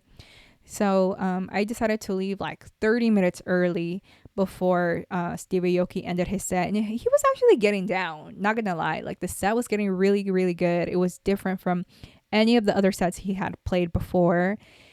So unfortunately, I had to leave early and like kind of deal with the shuttle situation, which wasn't bad. By the time I got to the shuttle, there wasn't much of a line, and obviously it was past my 4 a.m. pickup time for shuttle, but I kind of finessed it a little bit because it wasn't 6 a.m. yet. It was around 5 a.m. So I was kind of like halfway in the middle. So I make it into a shuttle, make it back to the hotel, pass out. Oh my God, my feet were tired. They were throbbing. I had like bursted blisters on my feet. My feet were a hot mess that first night. But I got some really good sleep, and all was well. So that's how my day one at EDC went. Successful, if you ask me. All right, so I need to speed up this podcast because my camera is gonna be dying soon. If you want to watch this video podcast, you can watch it on Spotify as well as YouTube video.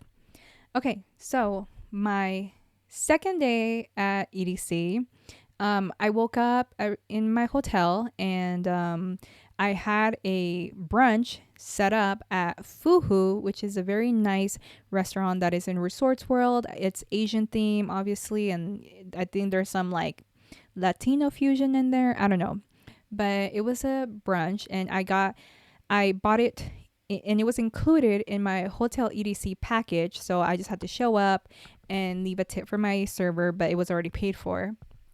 So I get there right on time. Actually, I wake up on time, I arrive on time, and then a line started forming, and they weren't sitting people. So it just took like a while. It took like almost 30 minutes for them to sit any of us up. I don't know if they were not ready, But what was cool is what that they had some really fun, brightly outfitted performers. These people, they look like their outfits look like a piece of art. They were wearing these like they were wearing like all yellow bodysuit and this large, beautiful. It looked kind of like, what is that Brazilian? Um, Jesus. It looked like one of those like Zumba, Samba outfits in Brazil that people have. It was just like over the top. They had like feathers in there, and there was one was wearing all pink, one was wearing all yellow, and there was like four of them, and it was just very um they were very beautiful outfits, and it got you in the theme of like, oh cool, like I am at like the EDC brunch. This is the official EDC brunch. And when we got seated, I decided, they asked me, do you want to sit by yourself or with people? And I was like, just sit me with people, because I just wanted to be seated faster, quicker, because I was getting hungry at that point and my feet were hurting again. So they sit me down with this Caucasian, like early 30s looking dude. He was really quiet. I think English was not his first language, which was why he didn't really engage in conversation. And then there was this other like younger, like Asian guy. He was pretty cool. You know, he was chill. He was like mid 20s, but he was like really laid back. Anyways, like we enjoyed our brunch. It was like it was like potatoes, there was like egg, and I got the steak. It was like a steak and eggs and potato. And I don't know why I did that. I think it was because I wanted to get the most bang out of my buck, because I had already paid for this, I guess, expensive brunch, whatever. So I got the steak, and I could not for the life of me finish that steak, because I was so hungover from the night before. I was hung over. Oh my God. I felt like, ugh. Even I had to like force myself to eat that food, to down that food, because it was so much.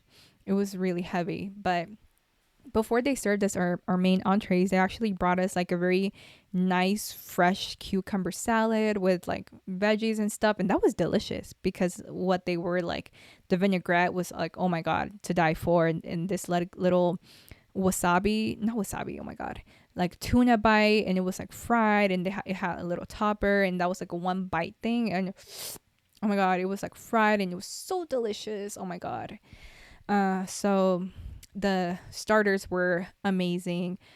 Entree, it was average. So I make my way back. Dessert was okay too. It's pretty good. It was like a solid meal, definitely a solid meal, but fuhu all around, I think it might be just a little overrated from how much people talk about it and like rave about it, whatever.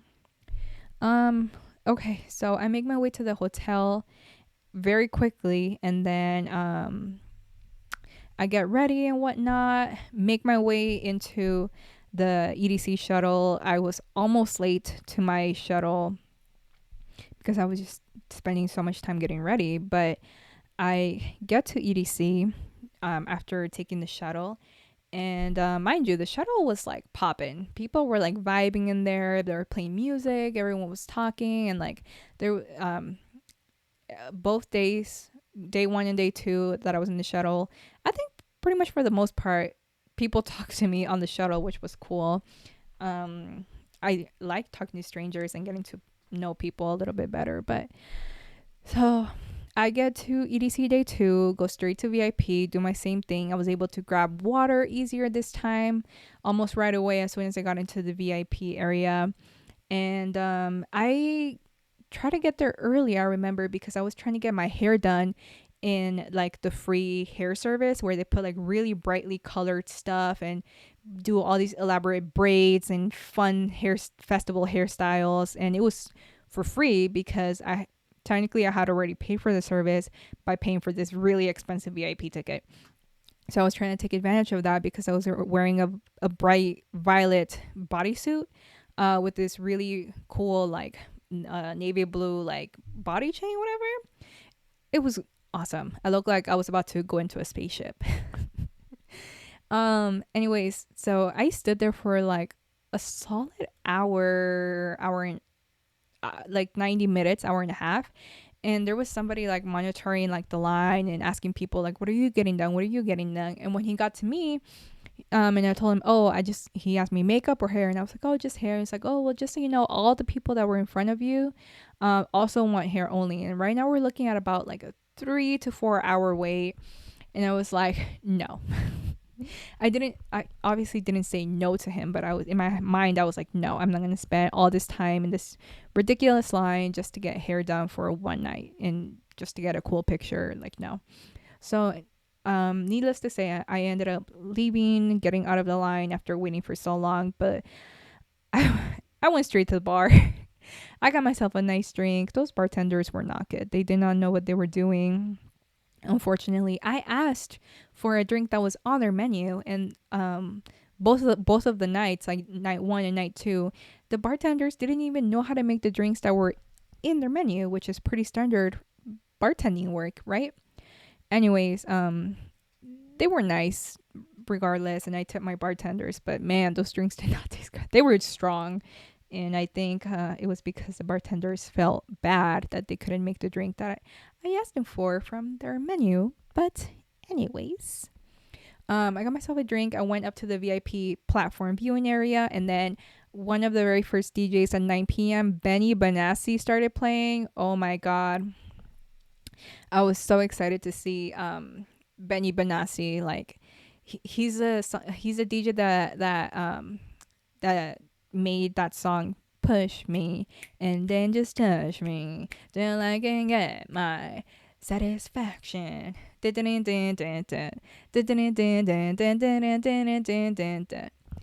He made that song, okay? So he's like a huge name in EDM. He's almost like, you can almost say he's like an icon in EDM just because he's been in the scene for so long and he's still making music. And I got to see him at Beyond Wonderland, and his set was dope. It was so cool. So I definitely wanted to see Benny Benassi. I might have seen him at Ultra. I think I saw him at Ultra too. But anyways, Benny Benassi was playing in the main stage, Kinetic Field, at 9 p.m. and I stayed there the whole time. And I was drinking my drink, I was dancing, I was recording, taking videos, and people didn't really talk to me at this point. People were just kind of keeping to themselves. I feel like by this time in the night, people started taking their drugs, because most people go in there, do their drugs, and I guess it's cheaper than buying all these drinks. You know, I get it. Because I did spend a lot of money on drinks, on alcohol. But whatever. I'm from Seattle. Everything's expensive, even drinks. So I guess I'm used to it. And then after Benny Benassi, it was Matroda at Kinetic Field. And it was like the house DJ again. It was like type of music. And I really enjoyed that. It was from 10 p.m. for like an hour. And then finally, guess who?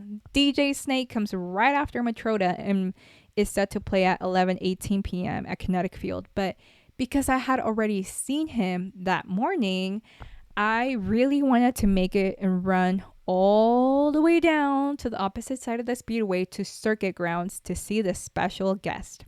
And that was because there was so many rumors, specifically on the EDC Instagram post.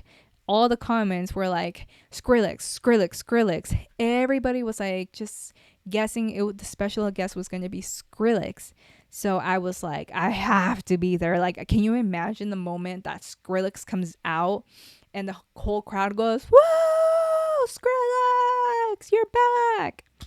I don't think Skrillex has played in EDC for a while, but so I saw like 5 minutes of DJ Snake, and then I ran to try to make it to Circuit Grounds, get a good spot for Skrillex.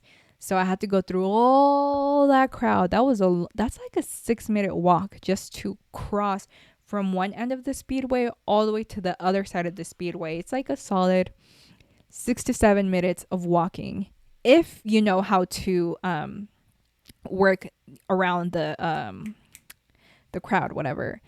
So I make it to the very front of the VIP Circuit Grounds. And then finally this DJ comes on, and it's like mystery music, whatever. And it's not Skrillex. It is the special guest was like Fortet or Fred or something, and I was so disappointed. Like, oh my god, I did all of this walking, and just it was so much stress to make it to the stage, and it was not Skrillex. I also had to miss out on Deoro, who was playing at the same time as a special guest and as DJ Snake. At 12:15 in the Cosmic Medal. So Deoro, I love his music. I always love to support my Mexican EDM DJ by showing up. But Saturday was just crazy, especially during this hour. I knew it was gonna get crazy. I had a whole list of the people that I wanted to see. So then I was so disappointed. I ended up going back to Kinetic Field, like all the way back. I did the whole trek back to the main stage to finish seeing DJ Snake set, which actually was pretty good. But the whole stage lit on fire. Like the LED screens were like fire everywhere. There was real fire coming out of the columns. It was just fire all around, and it got toasty up in DJ Snake's set. So that was great. And then Tiesto came after DJ Snake in the main stage. So I was already there, had a good spot. And I only got to see 30 minutes of Tiesto because I wanted to go to Damdala. I saw Tiesto. Tiesto's my number one DJ in EDM. I love Tiesto. I always make it to Tiesto set, but I've seen him plenty of times. And because of that, I decided to do 30 minutes of him. And then I went all the way back to Circuit Ground. So there was a lot of walking, going back and forth from this point, going all the way. Oh my god, everything's falling. Going all the way across to the opposite side, Circuit Grounds, to see Damdala, who is another like house DJ, but he has amazing songs. And I love his like music on Spotify, but he played like this techno set, this like trend set, and I was so disappointed.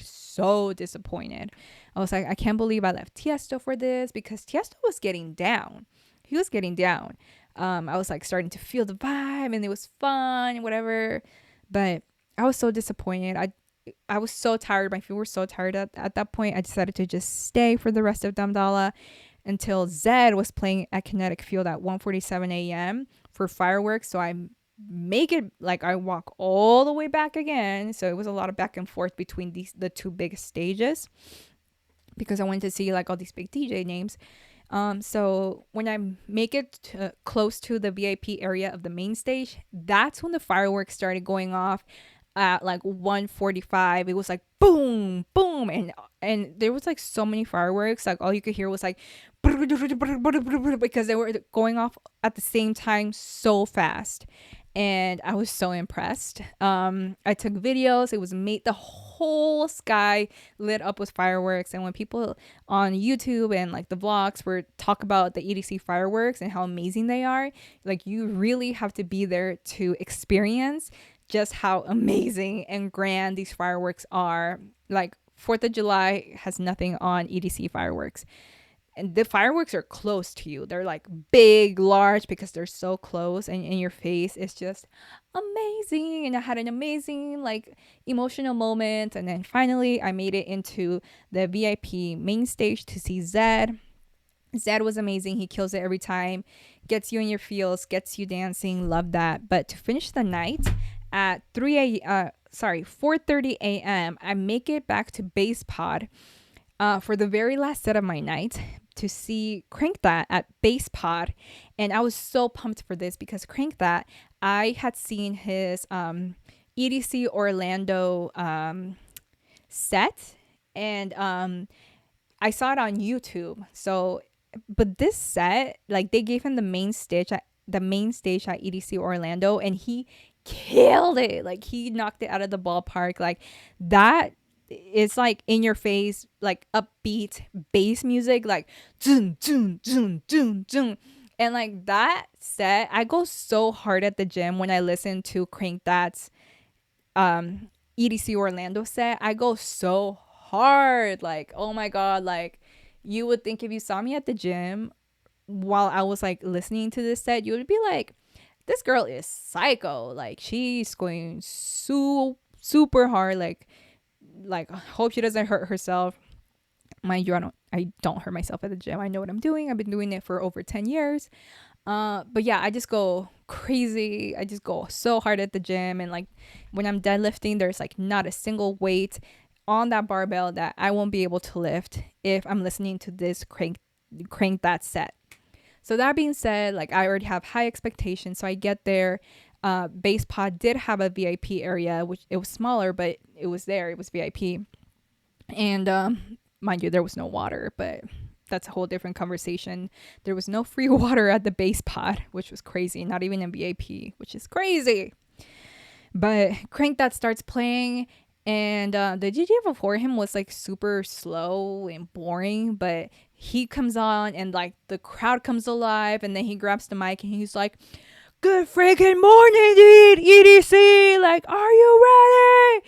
And you just hear this roar, like the whole crowd, mind you, 4:30 a.m., okay? People have been here for like 10 hours. He's like, "Are you ready?" And the crowd roars like, "Whoa!" And like this super like upbeat music comes on, like doom doom doom doom doom doom doom doom doom doom doom. Oh my god, it was just crazy, but it was insanity, but in the funnest way. And it was just so much fun, and it was like upbeat, and it was like boom boom boom, like in your face, and the music was so loud, and like the bass was put on crank to the max, and oh, it was so loud, and it was so amazing. It was worth it to stay until his set didn't end until like 5:45 in the morning. But again, I left early to beat the 6 a.m. crowd and make it into a shuttle, which I did. But I think I captured like a video of me being like, because it was daylight by this time. The sun had risen as Crank That was playing his set in the bass pod, and I got captured a video of me, and you could see the daylight in the back, and I was like, I made it through EDC day 2. I made it to the sunrise. Like, here I am. I'm trying to make it to my shuttle now, because I really wanted to like capture that moment of me at 5 in the morning, solo traveler in EDC, living my best life after just witnessing this super amazing Crank That set. It was just everything and all I could have asked for, and that pretty much summed up my day 2 of EDC. Okay, so last day of EDC, day 3. I'm gonna go trying to go through it as fast as possible. This podcast has gone on for way too long, I feel, and people are starting to make a lot of noise outside. So I woke up day 3, and I was extremely hungover. It just like I just felt like trash. Like my body was just trashed. I was like, oh my god, I needed some sleep. I had only slept like maybe 4 hours because I got back to the hotel at like 7 a.m.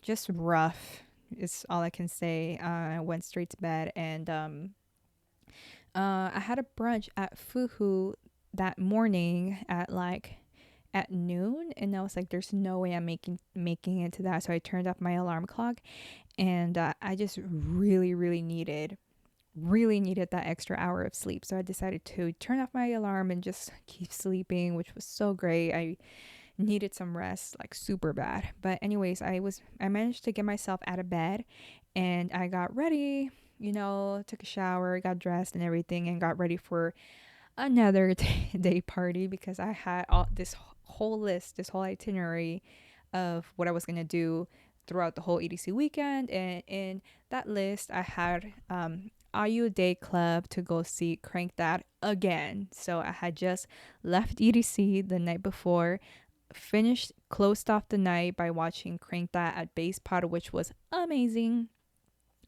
And it was my sunrise set. I got to the shuttle, went back to the hotel, slept for a little bit, got ready again to see Crank That again in IU Day Club, and it was worth it because the music was great. There wasn't as much people at IU because the music was different. It was bass music. It was a bass DJ.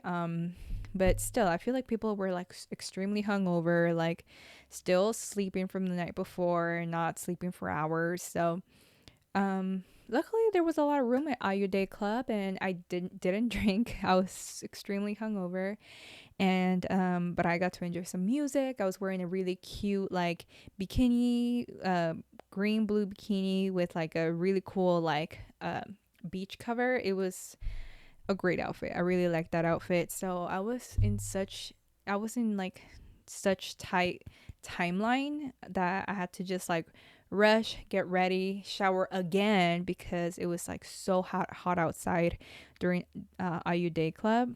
But I got to see Crank that, and I'm a big fan of his music. He's like really super talented and super underrated.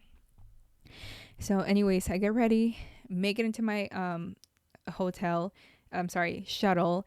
I'm like, still my makeup is still not done. I still have like details to put on. And but mind you, day 3 outfit, my EDC day 3 outfit was the best. I saved the best for last. It was popping. It was like a blue and white striped, vertically striped bodysuit that was like bedazzled with like rhinestones from the neck all the way down. It was just rhinestone galore, back everywhere. Not a single spot in that bodysuit didn't have like a rhinestone. It was amazing, and I was wearing this like really long fake blonde ponytail, and it went down all the way to like my what's it called, to my tailbone, this ponytail. And like my outfit was great. I was feeling myself in this outfit. I was wearing comfortable shoes, my combat shoes, and I had my little backpack, survival pack on, and off I go. There I was. I took a shuttle. It was great, and got conversating with some really cool people in the shuttle. And when I got there, um I think I got there just a tad bit late, but I was actually right on time to see the DJ, the very first big DJ that I wanted to see, which was Hugel. And he's another one of those house DJs that mixes a lot of Latin inspired sound into his mix. So like if you think of like Brazil, like Zamba, like do do do do do do do, like those type of like really upbeat Latin vibes into his music, he does that, which is the reason why I loved his music. I bumped his music all of last summer. I was at the beach playing Hugel. Like, I was going to start my EDC day 3 with Hugel, beach vibes, and that was my plan. So I make it to the VIP area in Meadow. No, first I climbed up the bleachers because the best view of all of Las Vegas is right in front of the Meadow, right at the very top of the bleachers, which is where all the campers come from. That's their entrance into EDC. So you could see all of like the speedway lit up. You could see Pixel Forest, and then you could see the main stage and everything that was like few and far between. Like everything was lit up and beautiful, and I got some really cool pictures. I asked some people of like, oh my god, like can you please take a picture of my outfit? Like I still don't have a picture with my outfit yet. And they're like, yeah, like no problem. And they took a bunch of pics. I got a video out of it, which was awesome because you could really see like my rhinestone bodysuit really like shine and glitter, and I was just dancing, and you could see it all like moving around, and it was awesome. So then I go down to the VIP area. I get another video by this really cool girl, because I just wanted to get like a good video, you know what I mean, like a good picture. And she's like, oh no, like I got you. And then she took a really awesome video of my outfit, which I really really appreciated. I was like, oh my god, like thank you so much. Like I don't have what are they called, I don't have candy with me, which are the bright, colorful bracelets. I don't have candy with me, but like plur, and we did like the little peace, love, unity, respect, little thing that you do with your hands. And she was like, "No, like that's okay. I have candy." And so she like gave me one, and it said like amazing. It was cute. Anyways, so I make it all the way to the very front, I make it all the way to the rail at the Cosmic Meadow VIP area. It was great. I got to see all of Fugel's set. I was dancing, I was recording, I was like, I'm living my best life. And I was like doing circles. Like, oh my God, I was living my best life. Watching Hugel, one of my favorite DJs, house DJs during the summertime. I was watching him right in front of me. Cosmic Meadow looked beautiful. It looked like a beautiful blooming flower. And the vibes were there. It was a great, amazing time to start the last day of EDC. I missed Sarah Landry because she went on only 30 minutes after Hugel. I stayed the whole time at Cosmic Meadow to no for Hugel's set. So I after that I had planned to see Alesso in the main stage kinetic field, and Alesso is just another one of those really big names in EDM. He has tons of bangers, tons of really good music, and because of that, I had to miss Seven Lions, which he's also another really big name. Seattle loves Seven Lions, so I had to miss Seven Lions, unfortunately. But I did get to see many of the acts that I did want. So after having an amazing time at the main stage in Kinetic Field, seeing Alesso, I had to once again make that long trek down to circuit grounds because it seemed to be a trend with me in my EDC weekend that I was going back and forth between Kinetic Field and circuit grounds, and then circuit grounds back. And it was just such a long walk. I had to walk through like two other stages just to get to the stage that I wanted to go to. I had to pass through both of the techno stages, and it was like a 6-7 minute walk going from one way, and then to go back it was another like 7 minutes because that crowd was crazy.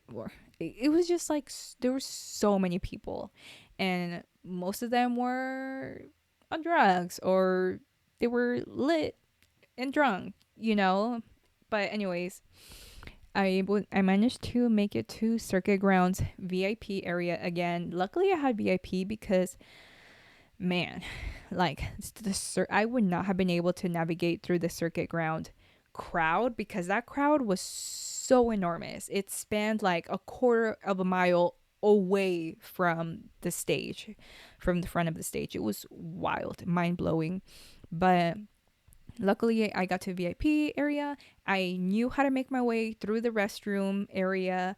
There was like a path that would lead me all the way to the front again, and it was just me. So another perk of being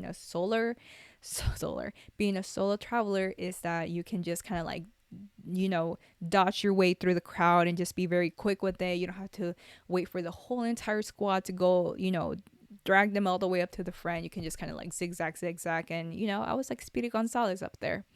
So Martin Garrix, I get an amazing spot. The stage is right in front of me, and Martin Garrix at Circuit Grounds was the best set for me at EDC. It was the best set. I was feeling all the feels, and I had a deja vu moment because this was the same exact set, the same exact DJ, the same exact music that put me in my feels back in Ultra in 2023. In Ultra, I had a moment like I started bawling my eyes out when he started playing this like really like soft music that puts you in your feels. And I just remember standing there far away from the main stage, but I was seeing Martin Garrix nonetheless. And I had a moment of like clarity of how incredibly proud I was of myself and how far I have come. And I realized like, bitch, like I am at Ultra Miami. Like I am here. Like I am in one of the biggest and most popular festivals in the world in Miami, and like I'm living my life, and all of that hard work that it took me to get to this point, all of those countless days and hours and overtime hours and night shifts that I had to work to get myself to this point right here right now. Like you have made it so far, and not just financially to get myself to Ultra, but also I was crying because I just like I felt so proud of how strong I have become, how resilient I had been the whole year to like make it through those really hard days. And I told myself, you know what? Like I gave myself credit. I was like, you really did that. And I just I was just crying because I was like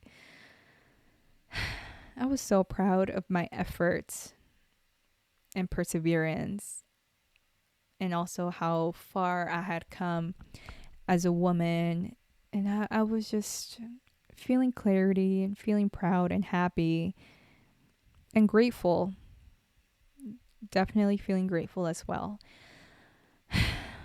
So fast forward a whole entire year, I'm at EDC, same exact DJ, Martin Garrix, and it puts me in the same exact feeling. Same exact feeling. I was just like, I shed a tear. I didn't cry as much as I did in Ultra, but I shed a tear. I was in my feels. I was like, oh my God, the music is just like hitting me, like hitting my soul. I was like really into it. And Martin Garrix was my, by far, my favorite set of the whole entire EDC weekend. The best. John Summit was a close runner up. John Summit's main stage set was number two. I'm sorry, he played at Circuit Grounds. But John Simon number two, Martin Garrix number one. So after feeling all the feels and just being happy and then in an uplifted mood, I finally come around to realizing that I need to make it to the Wasteland stage. And this was my first time at Wasteland stage.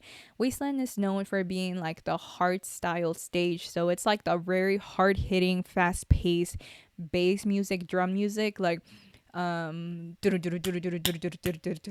just like on the whole like doon level, if that makes any sense. It's like the heavy metal of the techno world, right? Techno, it's like but like just like think of it as like doon, like I can't even make the noise, doon, just like more like heavy metal type of techno.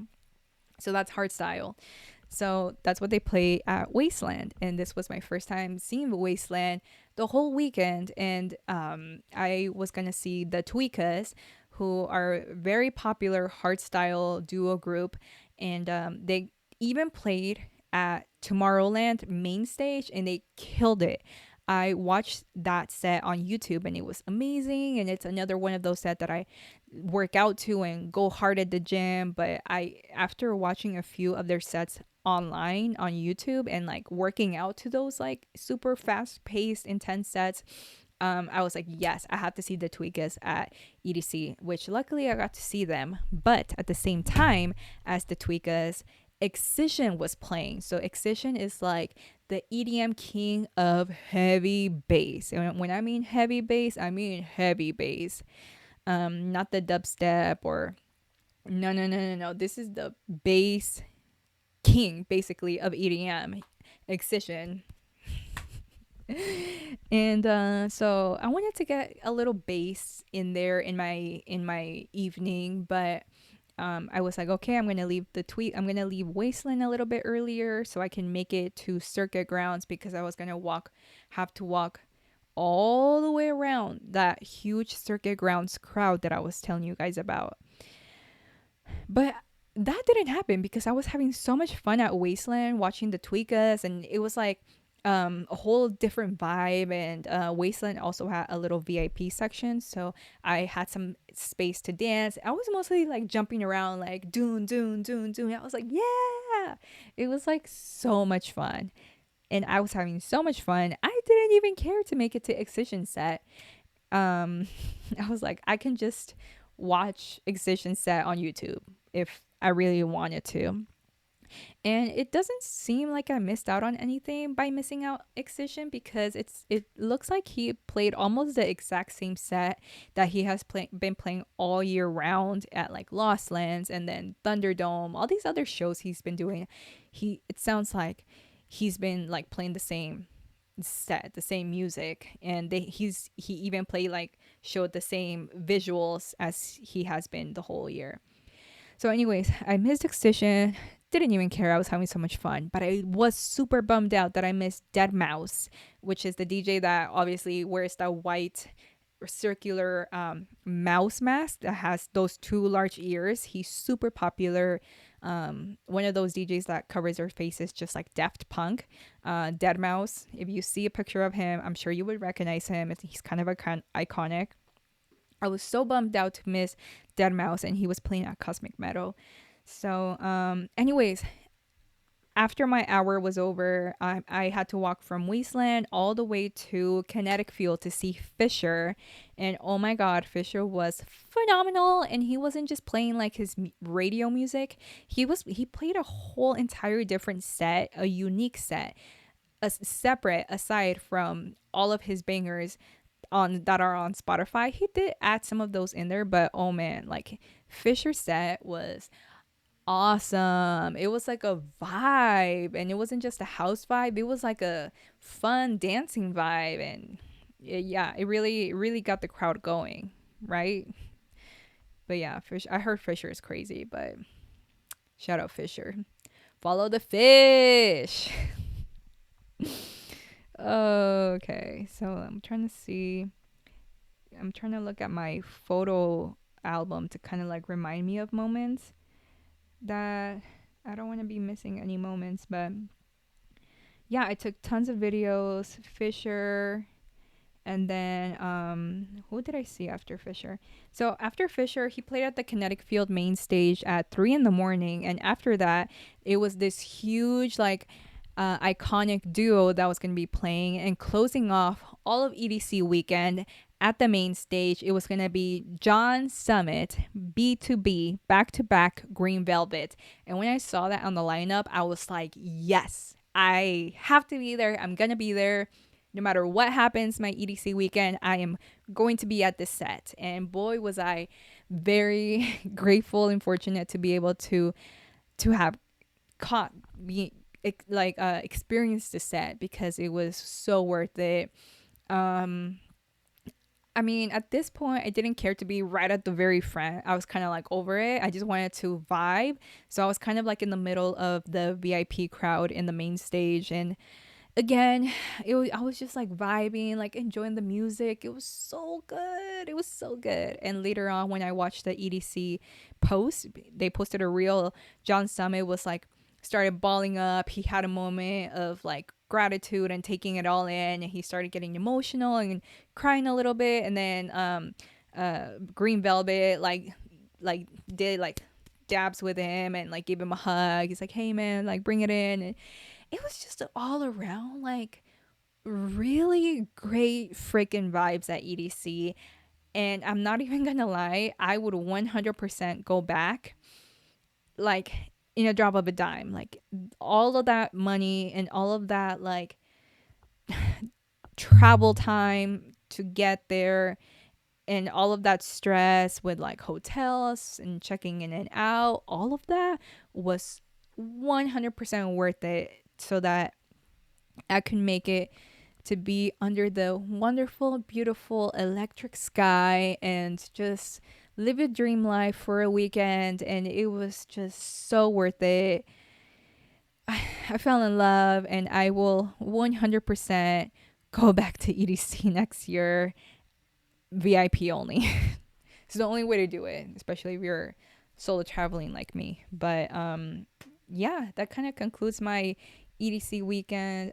The morning after, I was just tired, wanted to check out, didn't want to drink, didn't want to gamble, so I just went to the pool because I had a late my flight was pretty late. It didn't arrive until like, I don't know, 7 p.m.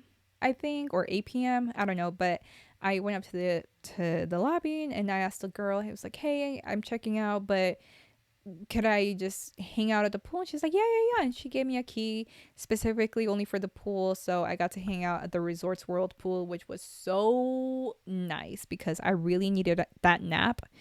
I woke up early to, pack all my stuff in my bag. My stuff was everywhere in the room. I was just kind of like a freaking hot mess because I was such in a hurry the whole weekend that I just, everything went flying around, and getting ready was mayhem. But I threw away all my garbage, the help housekeeping. I put all my garbage in one spot, packed all my stuff, and then got out of there. But when I got down to the pool, I found a good spot that had a little shade. And luckily, it wasn't too hot. It was just like a little cloudy, overcast, but it was still warm, not raining. So I just laid down and I was listening to some John Summit, some tunes.